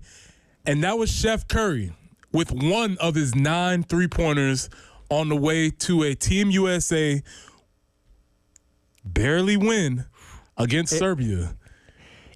Like I said earlier, it's one of those things in men's and women's basketball at the Olympics. We've just become so used to them dominating. When they get in a tight game, it's like, well, this is different. And they got down by as much as 17, trailed by 13 going into the fourth quarter. It was like, man, they really might lose this game. You want to talk about locking in? The entire team locked in, but Curry himself in the fourth quarter on a different level. Put the team on his back, made those clutch 3-pointers, including that one right there that gave the U.S. the go-ahead lead there with about 2.5 minutes to go. And, man, what in his first Olympics, what a performance. And this is a generational thing. Yes, I know. I grew up with the Dream Team, and I grew up in that time period. And I know we can't let things go from a bygone past, and we think about that. But we have this generation's 3 undeniably greatest players playing at the same time in Steph Curry, LeBron James, and Kevin Durant. And probably the only time we're going to see that in the Olympics. This is the only time we're going to see this in the Olympics, and this is the last time we're going to see it because that's how time works. Sure. We forget these dudes are not young. No. None of them. LeBron would be in his early 40s if he was still playing basketball by the time the LA Olympics rolled around 4 years from now, which I'm going to lean towards probably not. Well, we have to lean towards not, but you never know. You can't count LeBron out. I guess, if Bronny's going to be on the Olympic team, which I don't think is going to happen, maybe he'll come back. You never know. But even with LeBron, 16 points, 12 rebounds, 10 assists for that he played yesterday. And literally still at this point in his career looking like the most dominant player on the earth. There's been no fall off. I mean, he's been at the top of his game for literally 20 years now. And again, I'm not the person that gets in the debate of who's better, LeBron or MJ or anything like that. But you can't deny LeBron James is one of the, if not the greatest professional basketball players of all time. Yeah, it's empirical. It's undeniable, regardless of whatever. I'm not even going to quantify it. It's undeniable. And so you have these 3: Steph Curry hitting threes, LeBron James taking over the game, KD being unguardable when he wants to. Also, I don't know if you've been following this, KD in rare form on Twitter. Yeah, I heard something about that. I needed to skim that this morning. I heard Amy Lawrence talking about it as just before we came on the air. That because you have to remember that Paris is, I think they're 5 hours ahead of us. Yes. So while we're starting the show, it's lunchtime over there. And all right, I'm looking at it now. He's got the receipts, I suppose. And KD's in rare form. He's cashing in. KD's in rare form. He's scoring points and clapping back at people on Twitter. This is exactly who he is, who he's been. So it almost feels like this is the ultimate moment for this whole team. Also, I don't know if you saw the highlights. You saw Melo was on the sideline. Yep. He's in the game. He's coaching people up. Dwayne Wade is calling the game. It was a basketball moment. If you're a basketball person, that was a moment for you. And I just keep thinking, like, this was a generation's moment watching that game yesterday. Yeah, and you almost kind of wish this would have been the medal game, because I think it would have been put more into the pantheon of great Olympic basketball moments for the USA. But just getting to that game against France, I think coming up, is it tomorrow when they're playing the gold medal game? That's just really, really special. And look, Serbia is a team that the U.S. had played several times. They played in an exhibition. They played in the group stage already, and they won those games. But that's 2 games worth of scouting that Serbia had. And one thing that you noticed the last time they played in the group stage is the U.S. took advantage when Djokovic was not on the court. He never really left the court yesterday. I think he played 38 of 40 total minutes. So, they made sure he was out there the entire time. And when he was out there, he was playing his usual self, had 17 points and, 11 assists. So they changed the game plan up a little bit. And again, it took America 3 quarters to kind of lock down what they needed to do and get things done in that 4th quarter. Yeah, if you weren't aware of how great Jokic is, you just watched that game yesterday. LeBron looked like the most dominant player. Right. But when you saw Jokic out there playing, it was clear he was the best player on the court. Yeah. Because everything that Serbia did ran through him. Whether every offensive scheme, he touched the ball, either he distributed, shot it, or dribbled it, or did whatever he needed to do with it. It's kind of like the most quintessential game plan from when you're playing rec basketball. It's like, well, we got this great player. Let's make sure he's on the court the entire time. Give him the ball. I like Serbia's coach's approach to the game, because let's not overthink this. Sure. We have the best player in the world. Keep it simple. Give him the ball and let him make things happen. And let's kind of go with Steve Kerr in the same way, where a lot of people have been critical of his coaching throughout the Olympics so far, with who he's kept on the bench, who's moved in and out, and and stuff like that. But in those last couple of minutes of the game, LeBron, Embiid, Booker, Curry, and Durant were the ones on the court. And also, it doesn't get better than that. And I watched that game. They weren't running any sets. No. It was basically let them cook. Give the ball to KD. Yep. Let them go. Run Steph off a screen. Let him shoot. LeBron, lower your shoulder and score a bucket. Let the best players go out there and do what they do best. That's essentially the game plan. That's exactly what they did. That's exactly what they did. So yeah, great win for them. And like I said, that's a generational moment for people who have watched these athletes grow. Again, sure. You might have grown up with the Dream Team, but I got news for you. That was a long time ago. Yeah. Well, and like you said, people are so hesitant to unseat something that's happened in the past, because, again, the Dream Team has so much lore around it and all that kind of stuff.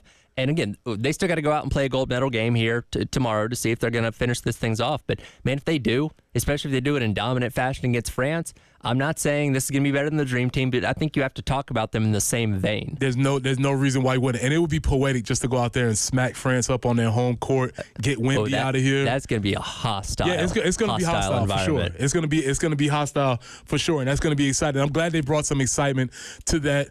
The women will go on to play. The women play Australia today at 11:30, I believe, which will be their game to advance into the gold medal round. So we'll see how that turns out. Looking for nothing but positive results for that. So yeah, yesterday, Tyler, can you hit clip number 2?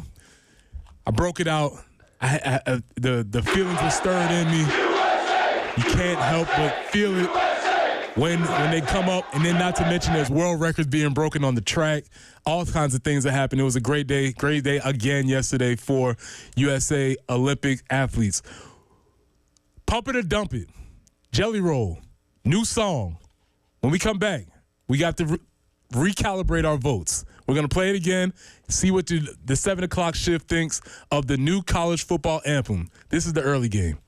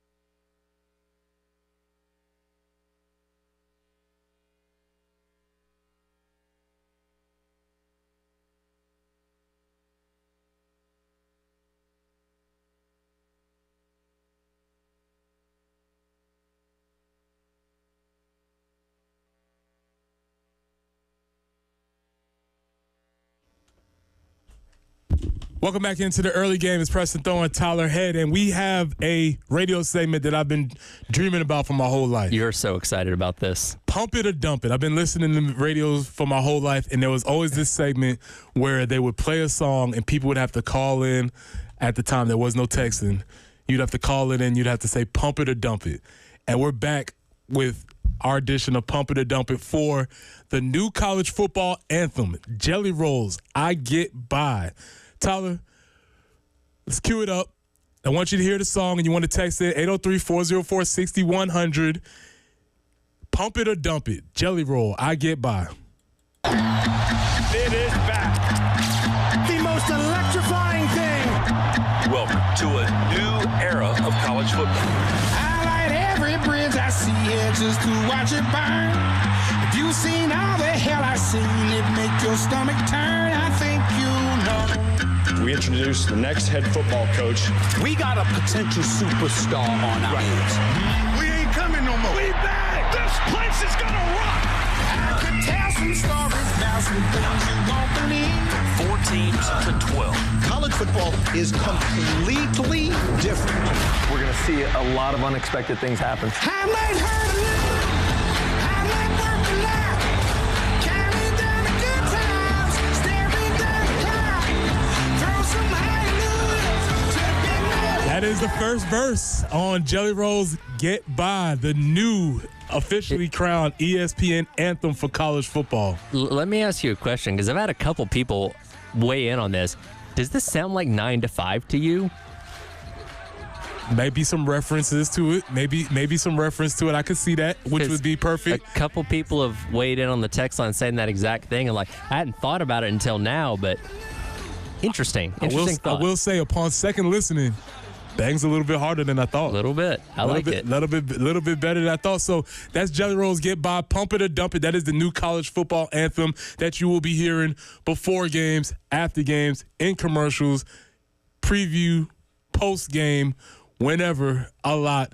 Like I said, was not a fan of Posties. What was it last year? How did it go? I forget. I don't even remember it now. Kind of came and went. But by the end of the year, kind of liked it. So we have a running tally. We have a running tally going. Tyler, we got anything coming in with the Pump It or Dump It for our Jelly Roll? Let me quickly tally up our new results here. At the last hour, we had a 12-6 lead for Pump. Mm-hmm. So let's go here. We got 2 more for Pump. Oh, they're coming in fast. Let me count here. Pump, pump, dump, dump, pump, dump, dump. Let's see. What's the latest one say? Dump, dump. All right, we're starting to get a little more negative here. Okay. 7 o'clock hour. Let's see what the difference in the 7 o'clock folks are. So dump is slowly starting to catch up. All right, okay. Now, Tyler, you made a great point. When you make these songs, it's going to be of a specific genre. Sure. So automatically, if you're out on country, that might take you out automatically. Right. Or if you're out on rap, that might take you out automatically. But what ESPN traditionally tries to do is get somebody who is on the cusp of breaking through to popular culture. They're popular in maybe their subgenre, and they're going to the next level. Yeah, or just somebody that everybody knows across the board. It was, I think, the 2013 year then they had Eminem. And his song, Berserk, was kind of the theme of college football. So somebody that people know very well. They've had Fall Out Boy, again, Post Malone last year. Now Jelly Roll, who, again, maybe not everybody's familiar with, but is certainly on the cusp of breaking into even a bigger superstar than he already is type of thing. Well, so to that point, Jelly Roll will be here at the CLA, I believe, in November. I think that's correct. For a concert. And, I mean, again, regardless of what you think, he's a big deal. If you can fill the CLA, sure, he's a big deal. You're a big deal for a lot of people. I think it was last year when he won Newcomer of the Year at the CMA. So, again, he's just getting into the country game, but he has a history in rap and all that kind of stuff. So he's been around the music game for a while. And again, if you know his story, it's an incredible story. But again, I'm a fan of the song. I don't mind it. Yeah, and as I like to state, just because it's not for you doesn't mean it's not for other people. And I would just advise, when you see things, I have a rule, Tyler. I call it the 3-strike rule. If something passes by me, I don't know what it is, that's 1 strike. Okay. 2nd strike, what's this? Who's this Jelly Roll? What's that? I don't get struck out. If I see things 2 times, I have to go figure out what's going on because obviously something is happening. And that's how I felt about Jelly Roll maybe about a year ago when I just seen it sort of percolating. Yeah. And you see people talking about these things. And so we're interested to see how that goes on ESPN coverage, which Pat McAfee is back. He's back for College Game Day. Get Nick Saban on the desk this year. Lee Corso is going to be back again. I'm sure it's going to be in a limited role as usual. But, the one thing, like Nick Saban's going to satisfy that coach on the desk that has been missing with Corso's health that's not allowed him to be as engaged as he hasn't been as analytical as he's been. Exactly. So having that back on the desk, in addition to what you have with Kirk and as well as Desmond and McAfee as well, I think it's going to be a good dynamic. Yeah, and obviously Saban's been tremendous on TV.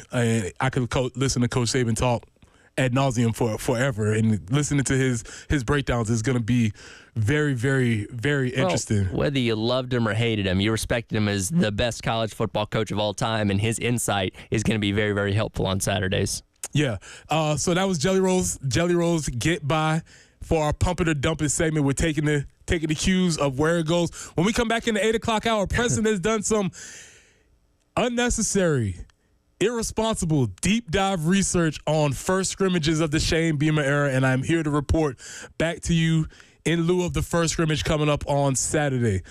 This is Preston Thorne. That's Tyler Head. This is the early game. Come back with us at 8 o'clock, man. We got more college football to talk about.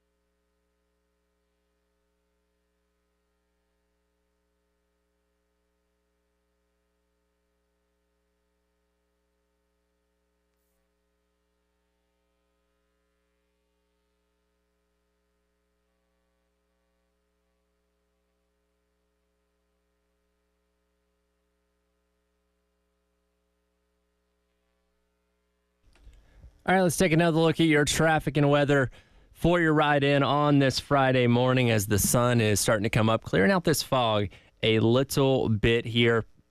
Taking a look at the roads and still have a few things to report, like the accident at 321 and Glen Road, as well as some slowdowns in the area of I-26 eastbound and exit 125. After clearing up the wreck out there, it does look like all lanes are back open after the left lane was blocked a little bit earlier. And again, as we are navigating our way through the morning, it's currently 75 degrees here in downtown Columbia. A little bit of a haze still over the area, but visibility looking pretty good as of right now. High today going to get up to 93 degrees with plenty of sunshine. Rain's going to return in the forecast coming up tomorrow and on through the beginning of next week, with highs tomorrow at 92, as well as the same on Sunday. This is the early game.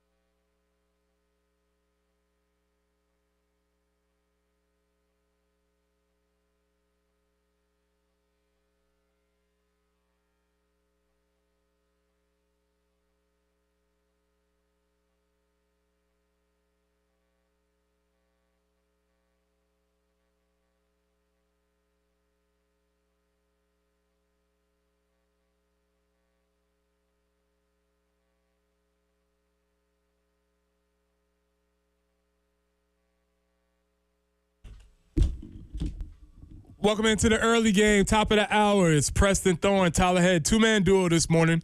We are rolling captain and co-captain tag team duos. We're not going to derail the show by trying to go on name famous tag teams because, again, we don't have enough time. Could be here all day. We would be here all day. So that's not what we're going to do today. That's not what we're going to do today. That's not what we're going to do there. Just want to make sure we're clear on that. Okay. I'm game for it if you want to. Maybe on Monday. I'm game for it if you want to. Maybe on Monday, but not today. Not today, the Rockers. But anyway, Saturday is South Carolina's first scrimmage. Yep. And I have done some deep dive research, Tyler. Mm-hmm. And I've been going back and reading stories from previous Shane Beamer era first scrimmages. In the 7 o'clock hour, we talked about the early scrimmage where we didn't know who the quarterback was going to be. Right. Luke Doty had injured himself in the pre-practices before the first scrimmage, and we had Jason Brown, Colton Gauthier, DeCarrion Joyner taking snaps at quarterback. And that was a sign of what was to come that season, with a revolving door at the quarterback spot. In fact, we hadn't even found our quarterback yet, who was still a graduate assistant. I say one of them was just on the sideline coaching. Still coaching. He was probably on the sideline, this is going to be a rough season, guys. Man, glad I'm not in that quarterback room. Little did he know, only a few short weeks later. Exactly. Shout out to Colonel Zeb Nolan. You always live forever in our hearts as Gamecock fans. Jason Brown, too. Now, last year, there were a lot of questions. In the first scrimmage last year, when I was going back to read research, the first thing I came up reading was wide receiver Antwan Wells was held out of today's practice, is optimistic for the North Carolina game. Right. We saw how that played out for the year. Yes. Wasn't great. What was noticeably absent from the reports from last year's first scrimmage was who was going to be the wide receiver. They talked about Nick Harbor. They talked about Omega Blake. They did not mention the guy who ended up getting drafted by the Carolina Panthers at the end of the year. In the first round, by the way. In the first round draft pick, Xavier Legette. Legette, my fault, because that's how he pronounces his name. We've been pronouncing his name incorrectly. Supposedly, yes. It kind of seems like it goes back and forth. All right. I say all that to say is there are a lot of questions that still need to be answered with the Gamecock offense specifically in this first scrimmage. I don't think we're going to get any answers definitively, but there may be some information that we're looking to find out. What do we want to find out? We want to find out who is the person that's taking the bulk of the carries at running back. Mm-hmm. We assume that it's going to be Rocket Sanders. but we're also under the presumption that he is cleared and ready to go. Right. I am not equating this to a Juice Wells situation because we know there were other factors, and he wasn't on the up and up. Let's say that. This is me, Preston, saying that. That situation was not on the up and up. Right. Assuming everything is on the up and up with Rocket, we can make the conclusion that he will be taking a majority of the snaps at running back, I think. Correct. Okay. Question that they did not need to answer last year was who was going to be playing quarterback. Right. We knew last year it was going to be Spencer Rattler. Now, Spencer Rattler was taking over a new offense last year. That's right. So there was questions about what did the offense look like in the first scrimmage last year. This year's offense has the same offensive coordinator. But one of my questions is it going to be a new offense? I feel like it's supposed to be because you have a quarterback with a vastly different skill set than what Rattler had a year ago, to where his feet are going to be a big part of it. And Dow Loggins has said that to a degree a lot this offseason without giving anything away. Like, yeah, we're going to build around the skill set that Sellers brings to the table, which does incorporate a lot of him running the ball himself, RPOs, those kind of things. So I'm interested to see how that plays out. Now, again, this is a closed practice. Media is not going to be there, so they're not going to give us any intimate details on what the offense looks like based on that. But if we get something like, hey, Sellers had, and he doesn't get tackled because he's the quarterback, but Sellers had 8 or 10 designed runs within this scenario, whatever they're doing in the scrimmage, that gives you an indication like, okay, that's kind of what we're thinking this offense is going to be, and we won't see it on full display until 22 days from now against Old Dominion. Yeah, and so I am curious on that. The third question on the offensive side is who's going to be playing receivers?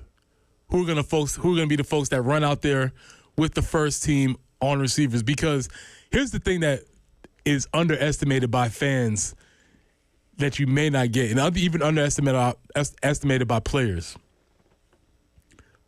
Tyler, the first scrimmage is where the depth chart gets revealed. Okay.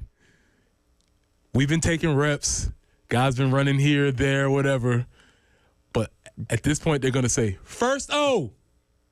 Now, that can change based on what you do in this scrimmage and what you do over the next couple of weeks. But, yes, who you roll out with your ones tomorrow is your idea right now of your first stringers. And some players right now thinking they might be first O or first D,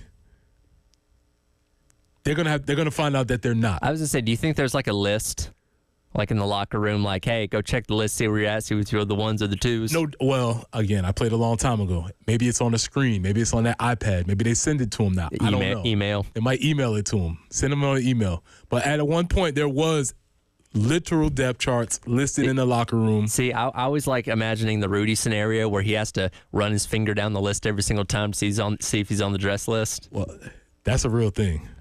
That's not fake. That's not fake. That's real. That's not fake. That's real. Yeah, looking to see if your name's on the dress list is a real thing. And what else is surprising about that is people's reactions to either being or not being on the dress list. Okay. Not what you think. Really? Because sometimes, here's the deal. I'm sorry to make a diversion, but let's do it. Sometimes, Tyler, you're a freshman. You know you're not playing. Sure. You're just going to dress. Go stand on the sidelines. And after like the first or second time, it's not great. Especially when all your other friends who are freshmen are playing. No. Even better. They're back home. Oh, they got the day off. They're watching all the other college football games. Sure. They're hanging out on campus. They're doing all the other things that the other college football players are playing. Right. I remember some of my friends my freshman year, it's an honor and a privilege to dress or play as a freshman. Sure. But when the red shirt guys are giving you the reports of what's actually happening back on campus, sometimes you're like, man, I wish I was there. This is great, but man, I would like to be back on campus. Anyway, that is a real scenario. That's funny. That is a real scenario. But yeah, a lot of guys are going to figure out whether or not they're actually playing or where they're slotted to play at this point, because as I've stated, when I go through and read these old reports, last year at this time, Dakereon Joyner was the starting running back. Mm-hmm. there was some dude who was transferring from a D2 school. He was way down on the depth chart. Didn't know if he could play at this level. Who can he play at this level? I don't know. It's a big adjustment. What is going on with this guy? Come to find out he was going to be the leading runner. So from the first scrimmage last year, the leading receiver and the leading running back, were not even mentioned. Right. A lot of things can change throughout the season, but that's why you have to have these scrimmages. That's why things have to happen in order for us to get from the controlled environment of practice to seeing how players actually react in a game-like situation. Well, and I think about this from the coach's perspective. They probably go in to a scrimmage with an idea of what they're going to get results-wise, and there's probably a lot of things that come away surprising them. Say, okay, we thought this guy was going to be at this level, being able to do this with the ones or whatever at this position. He's not ready for that yet. We're going to have to bump him back down to the twos, maybe move this other guy up to the ones for next week's scrimmage or in the next practice or whatever it may be. So there's a reason they do multiple ones of these basically every weekend leading up to the start of the season, because you're gauging where you're at each one of those, saying, okay, here's where we're at this point. Let's shuffle things around if we need to, and then the next week reassess again, then reassess again, and okay, now it's game week. Do we have what we want that's going to lead us to a win on Saturday? And each scrimmage gets progressively closer to what a game is like. Mm-hmm. So this scrimmage, I imagine a couple years ago they ran 100 plays. Last year they ran 80 plays. They'll be somewhere in that range of amount of plays. A lot of guys there'll be a lot of reps. You'll hear some reports that'll come out. I'm not sure if it's as much to take stock in what the reports are. We're going to play a little game with that in the next segment. But more so just who's out there, who's playing, and what's happening as far as the scrimmage is concerned as you talk about that. The other thing that we talked about earlier was this idea of, we read an article in The Athletic which was talking about the panic index. Mm-hmm. And South Carolina was mentioned in the article prominently. Yes. On the title of the article, they had a very unflattering picture of Shane looking meh, as you said. Probably one of those, like, after his team just gave up a third down or something like that, like the kind of face. So it has him looking like that. And the question that the article asked was, is the recruiting momentum gone for this team? I thought it was a fair question. Sure. I thought it was a fair question, especially in lieu of what you all coined the 3-star mafia, how a lot of people are questioning the most recent recruiting classes and where that's going. Right. But the article was stating as whether or not the program can keep up the recruiting momentum that they've had in the past 2 years. Right. Laid out a couple of reasons why or why not that may be true. One of the reasons they pointed to was the idea of in-state recruiting. Yes. And in-state recruiting has slipped from where it was. Now, you make a really interesting point. The reason why it slipped from where it was, one of the reasons why it slipped from where it was, because it was at such a high level that there really was nowhere to go but down. They were outperforming what people thought a program like South Carolina should be doing. Because, again, 12 years ago, South Carolina was looked at as one of the best programs in college football, winning 11 games a season, all that kind of stuff. Since then, the success has been a little bit more spread out, and the past few years have had their ups and downs, certainly. So when people look at a team like South Carolina, they should not be recruiting as well as they have these past 2 cycles. So, yes, when you are overachieving at some point, you're eventually going to come back down to earth, which I think is what South Carolina is doing with this class. It's not bad. It's a top 30 class. You got an opportunity to be another top 25 class like Beamer's had in years past, but it doesn't have the same weight of, like, superstar caliber talent coming out of high school that the past 2 classes have had. To give the context for the story, and again, this is when you start looking at it, it said that the average player rating from one class to the next, from last class to this class, went from a 90 overall to an 87 overall. And if you really want to get it, it says 87.9, which let's take that 88. Sure, you're going to round up. Let's round that up. So you went from having a B class to a B class. Not much difference. Is a 90 still a B? I thought that was an A. Well, no. Well, not for you. It depends on what scale you're on. Okay, all right. We do operate on the 10-point scale. Some of the scales do like 92 to 100 for an A. Okay, correct. I forgot about that. There you go. All right. So you're still in the same same class. It's not that far off. But what the article is talking about is trending. And Tyler, you made the point. You make the point of, if we just reverse these years as far as records are concerned, maybe there's a different feeling. Can you explain that again? Yeah, so when you look at Shane Beamer's tenure here at South Carolina, he overachieved in the first 2 years, took a step back in year number 3. And again, you can't rewrite history, but let's just say theoretically, year number 1 was 5-7. Still would have been overachieving what people thought they were going to do. They were projected to be a 2-win team his first year. Year number 2, 7-6 with a bowl victory. Hey, great step in the right direction moving forward. If year number 3 was 8-5 with the wins that you had against Tennessee and Clemson, we'd be talking about Carolina as a dark horse playoff team this year. We'd be through the roof right Absolutely, now. because you're taking those steps in the right direction. But a lot of people had the hope last year they're going to be a 9-win team because the numbers were telling you, hey, 1 win better each and every year. And then when you step back to 5-7, it's like, what's going on here? Step backs happen. If you have another 5-7 year, then we're having a conversation of, okay, what's going on here? But if you can get yourself back to at very least a bowl game with this tough schedule, then I think we're back on track with where we need to be. Right, and I love the way you contextualize that, because that's all college football is, because you bring up the same point about Missouri. Everybody's through the roof about Missouri right now. Right. And for what? Because when you kind of look at the record, it's essentially the same thing. When we come back, we're going to talk about the first scrimmage.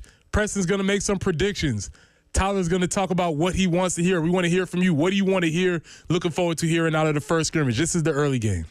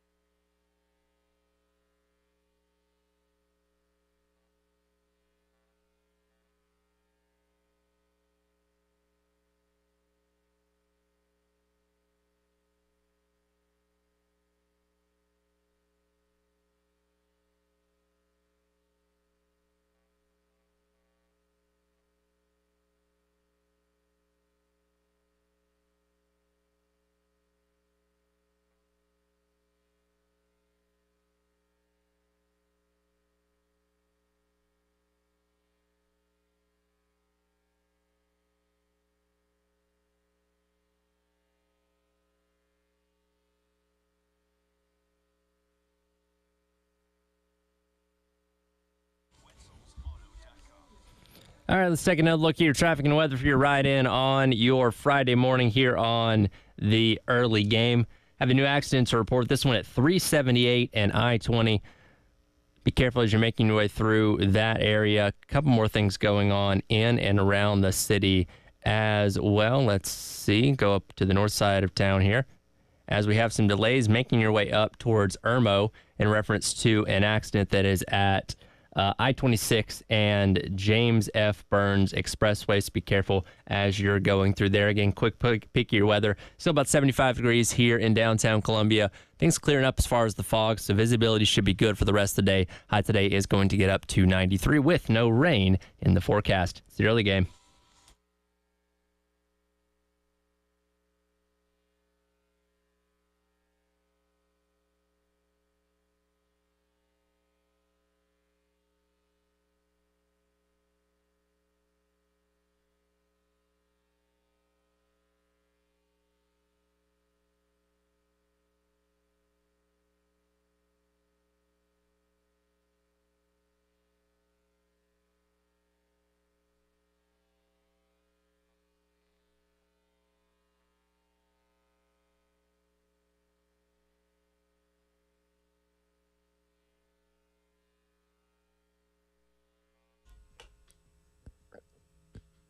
Scrimmages.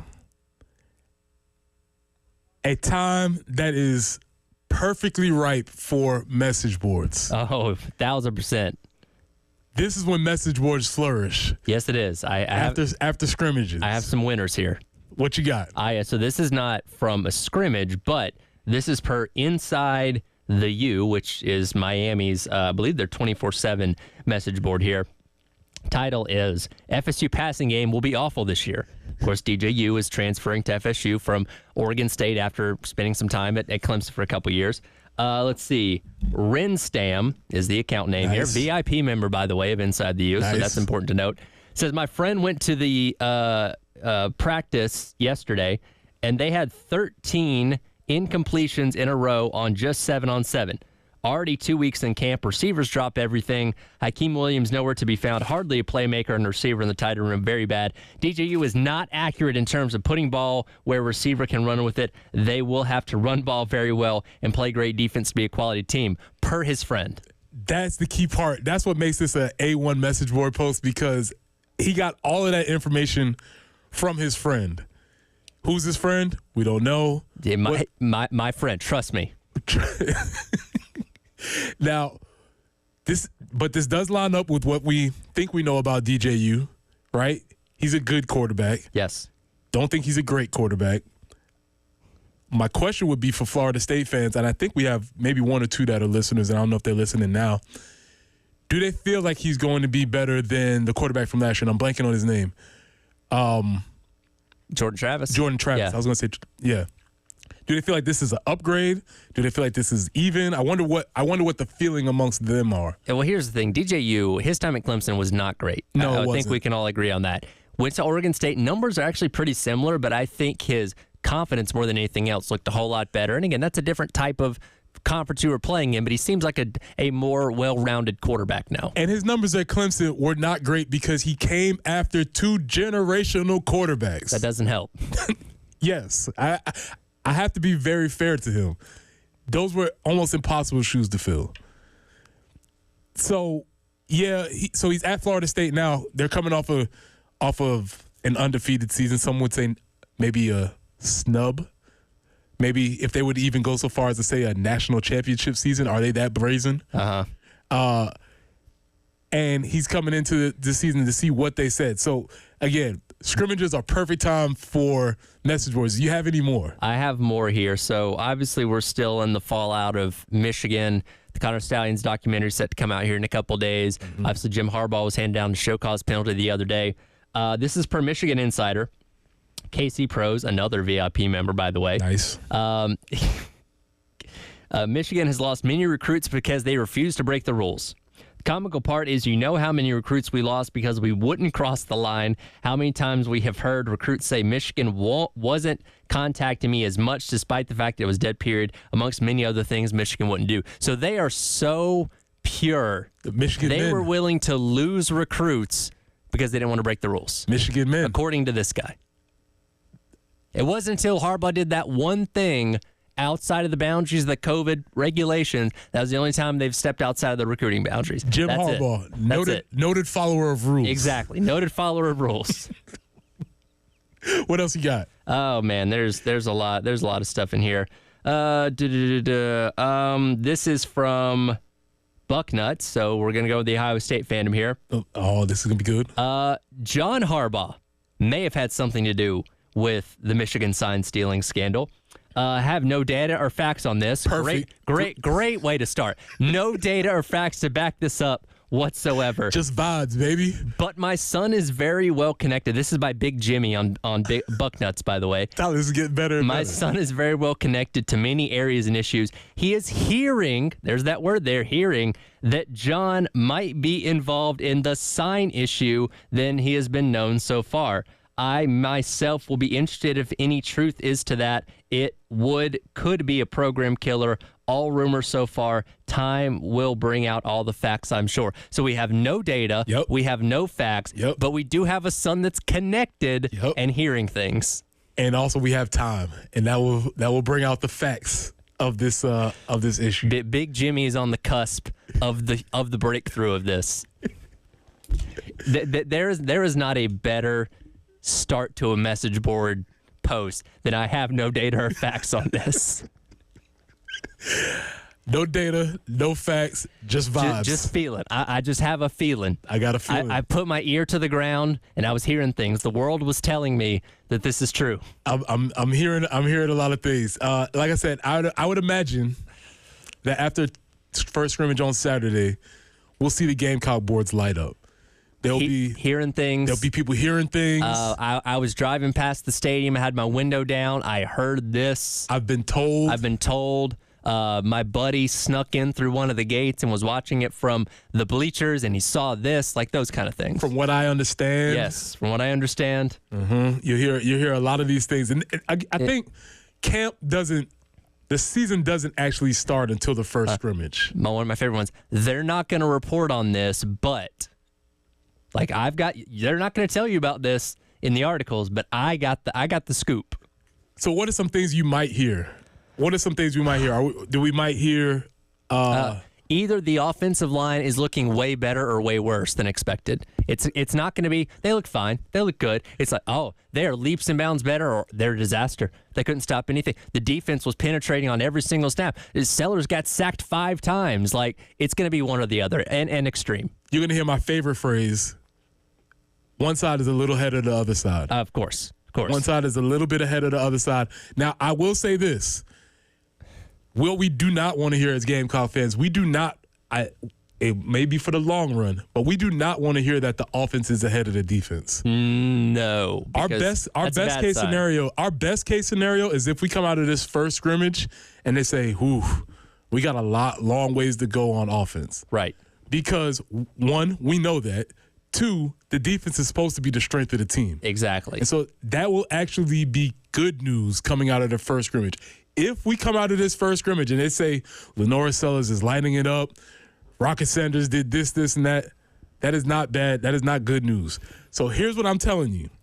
On Monday when we come back and we report on the scrimmage from what we've heard, we want the offense to not do well this Saturday. I'm telling you. Ideally, sure. Ideally, we do not, because I'm telling you, Tyler, if the offense is ahead of the defense at this point, we're in for a long season. That hopefully that is not the case. We'll see. We'll see what the case is. But that will be the first scrimmage on Saturday. We'll talk about that. When we come back, we're going to do an old teacher technique.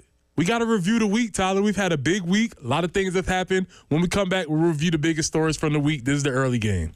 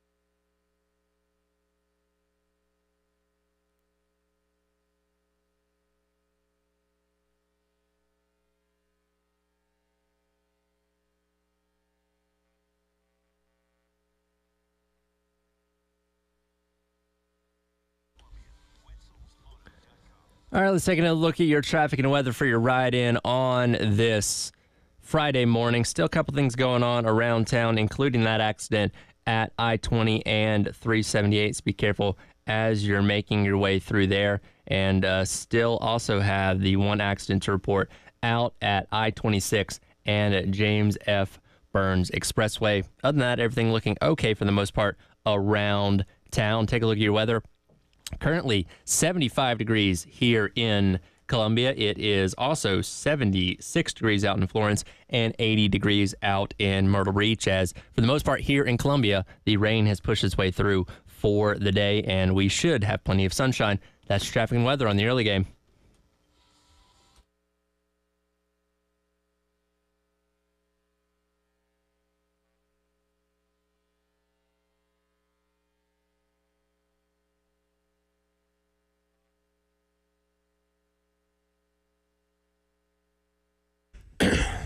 Welcome back into the early game. Preston Thorne, Tyler Head. We're rolling the pick and roll this morning. 2-man game. We're working it. We're working it in.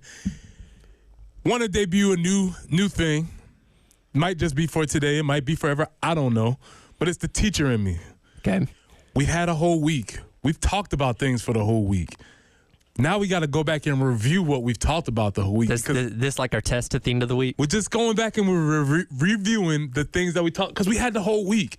And in life, in sports, so much happens from Monday to Friday. Yes, it does. A lot of things is happening.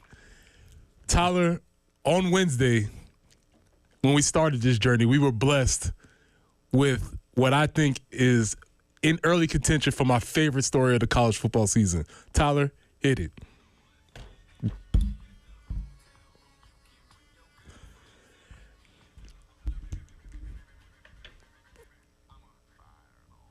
That's right, y'all.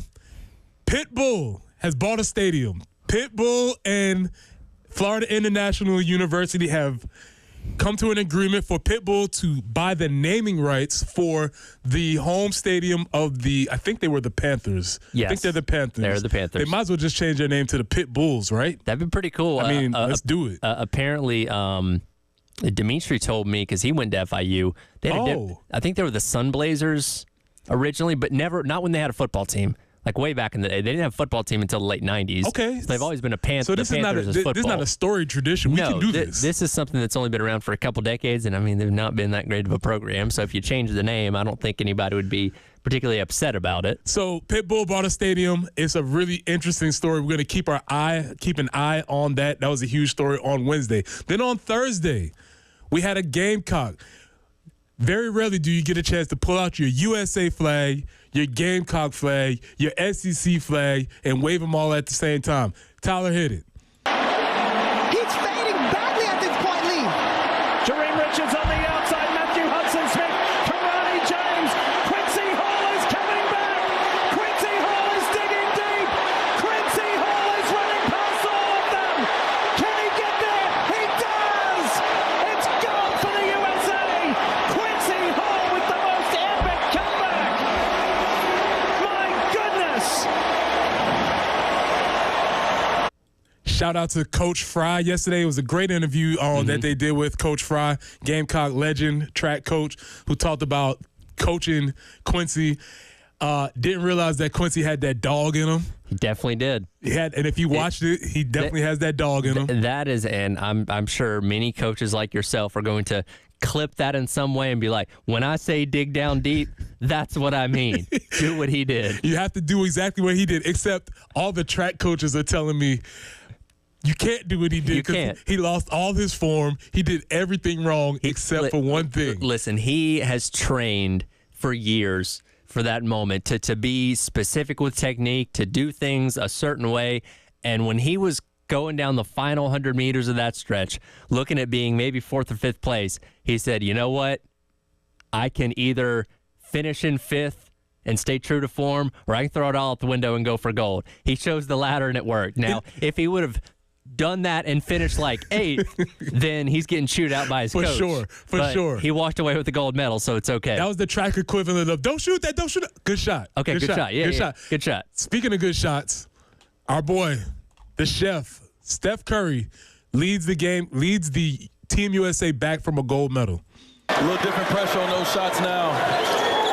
Booker, James. I'm going to pick and roll. Oh. Curry for the lead. Oh, kaboom! We said we was going to get our Steph Curry moment. 32 for Steph Curry. You could not help but break out into the chant. Could not help it. Break out your flags. If you want to substitute SEC, whatever you need to do, you could have done it. Great moment yesterday. Team USA comes back from 13 behind in the fourth, I believe, where you have the three generational talents, LeBron James, Steph Curry, KD, shining, showing that they are three of the greatest players in the world in what was an excellent performance and a great game overall, by the way. Yeah, no, phenomenal game. And again, if it was like the gold medal game, I think we'd be talking about maybe the greatest game of all time as far as, U.S. men's basketball goes, but certainly a huge one on their way to what is hopefully another gold medal. So there was a huge week last week. Great sports week. Not only that, we had Noah Lyles at the beginning of the week winning that 100-meter dash. We watched Sydney McLaughlin win a set a world record yesterday, which was really cool. A lot of interesting things that happened in the Olympics. So on Friday, that's your review for the week. Make sure you're going into this. When we come back, we'll tee it up for what we've been talking about all day, the Gamecocks' first scrimmage on Saturday. This is the early game.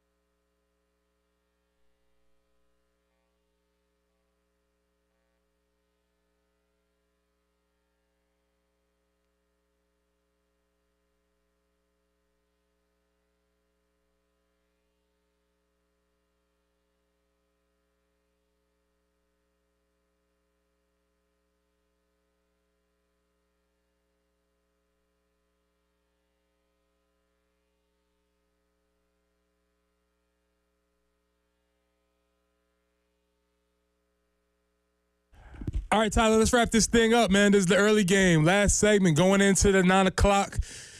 We've had an ongoing poll going because Jelly Roll has been selected with his new song, Get By, as the college football anthem for 25. And we've had some segments coming in, texts coming in, and the question was very simple: pump it or dump it, named after one of my favorite radio segments of my youth. And I'm so glad that I got a chance to do this today. So we're going to play it one more time really quickly, and you can get your last votes in on pump it or dump it. We're not going to tell you the results right now. We don't want to sway the polls, but here is the new college football anthem, Jelly Roll, Get By. It is back. The most electrifying thing. Welcome to a new era of college football. I light every bridge I see here just to watch it burn. If you've seen all the hell I've seen, it make your stomach turn. I think you know. We introduce the next head football coach. We got a potential superstar on our hands. We ain't coming no more. We back. This place is gonna rock. I could tell some stories about some things you won't believe. 4 teams to 12. College football is completely different.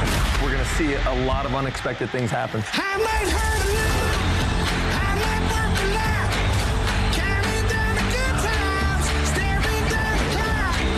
Throw some hallelujahs to the big man in the sky. That is the first verse of Jelly Roll's Get By, the new college football anthem, 803-404-6100. Pump it or dump it. Tyler, what we got coming in? So my last official count, Pump It winning 18-13. Okay. As of right now, I'll see if we get any more stragglers here in these last couple of minutes, but we've gotten a lot of, got 2 more in the favor of Pump It, so that's going to jump it up to 20. Okay. 20-13 as of right now, people in favor of it. Now, here's the thing. Whether you love it or hate it, it's going to be in your face a lot. It's the thing. So even if you don't like it, I hope you can learn to tolerate it because it's going to be everywhere. As the Nature Boy would say, you better learn to love it. That's right.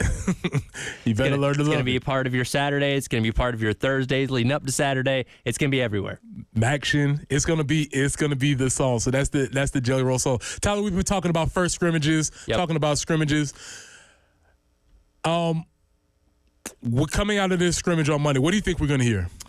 Not in a joking way, but seriously, what do we think we're going to hear on Monday? I really hope we're hearing about some kind of separation. And again, I don't think he's going to definitively go out there and say, okay, these are our starters at these spots, but saying, okay, here's maybe a couple linebackers that we think are kind of in that realm of being our starting guys. Because we know Debo Williams is going to be a starter. How the rest of the guys in that group work out, we don't exactly know. Offensive line, getting a little more clarity on who the starting 5 is going to be, particularly at, okay, who's taking reps with the ones at, right tackle or right guard or whatever it may be. Because right now, I mean, Vershawn Lee's kind of the only guarantee that we have on the offensive line. All the other spots seem to be open competitions. And more than anything else, nobody gets hurt. Yes. Let's not be talking about injuries coming away from this thing.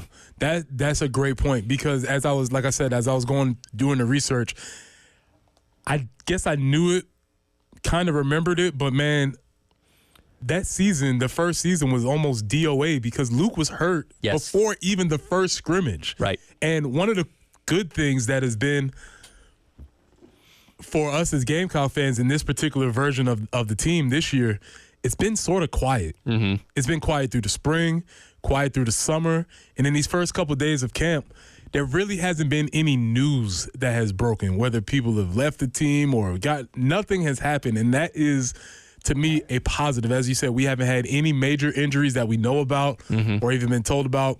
That is a good thing, and hopefully we continue that trend on the backyard on Monday. Yeah, and again, with how plagued you were at injuries, particularly at the offensive line last year, they're going to happen. Injuries are obviously a part of the game, but you just hope it's nowhere near the realm, especially at one position group like you dealt with last year, where hopefully you can have success because of that.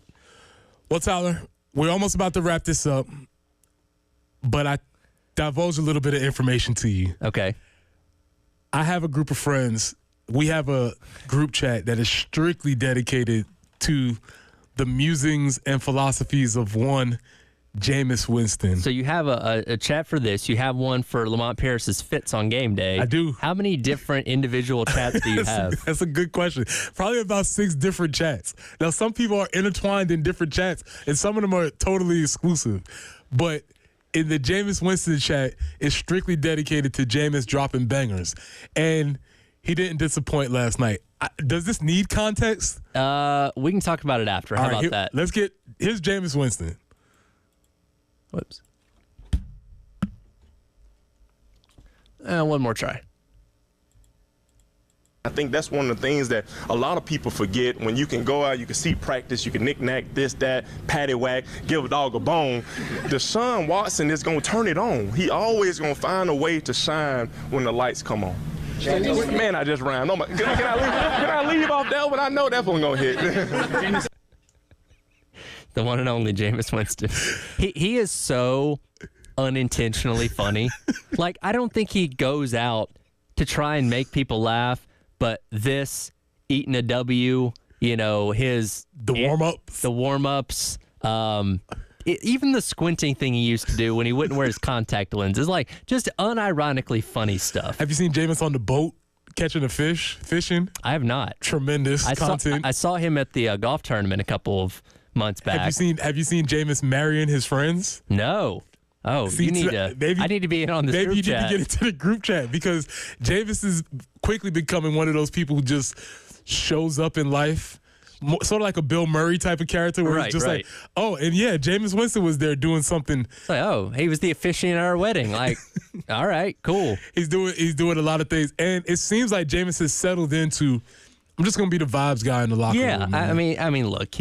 We forgot last year he carried the empty briefcase. That's right. I forgot about that. Look, his time as a starter in the NFL didn't go great. 30-30 guy in Tampa in his last year's starter there. He's been a part of what was the revolving door at New Orleans before Derek Carr got there. He's a backup. Like, he's going to be a career backup. And when you need an arm to come in and take over for a game or two when your starter gets hurt, he's the perfect guy for that. But he's not somebody you're going to put your entire franchise on. Tyler, how can we forget last year when he called his own play at the goal line? That's right. And nearly got Arthur Smith and Dennis Allen. He's the most forgettable coach in the NFL. I'm sorry. Very true. But Arthur Smith and Dennis Allen nearly come to blows after the game because of that. But yes, Jameis Winston said, oh, I wanted to get brother a touchdown. You know what I mean?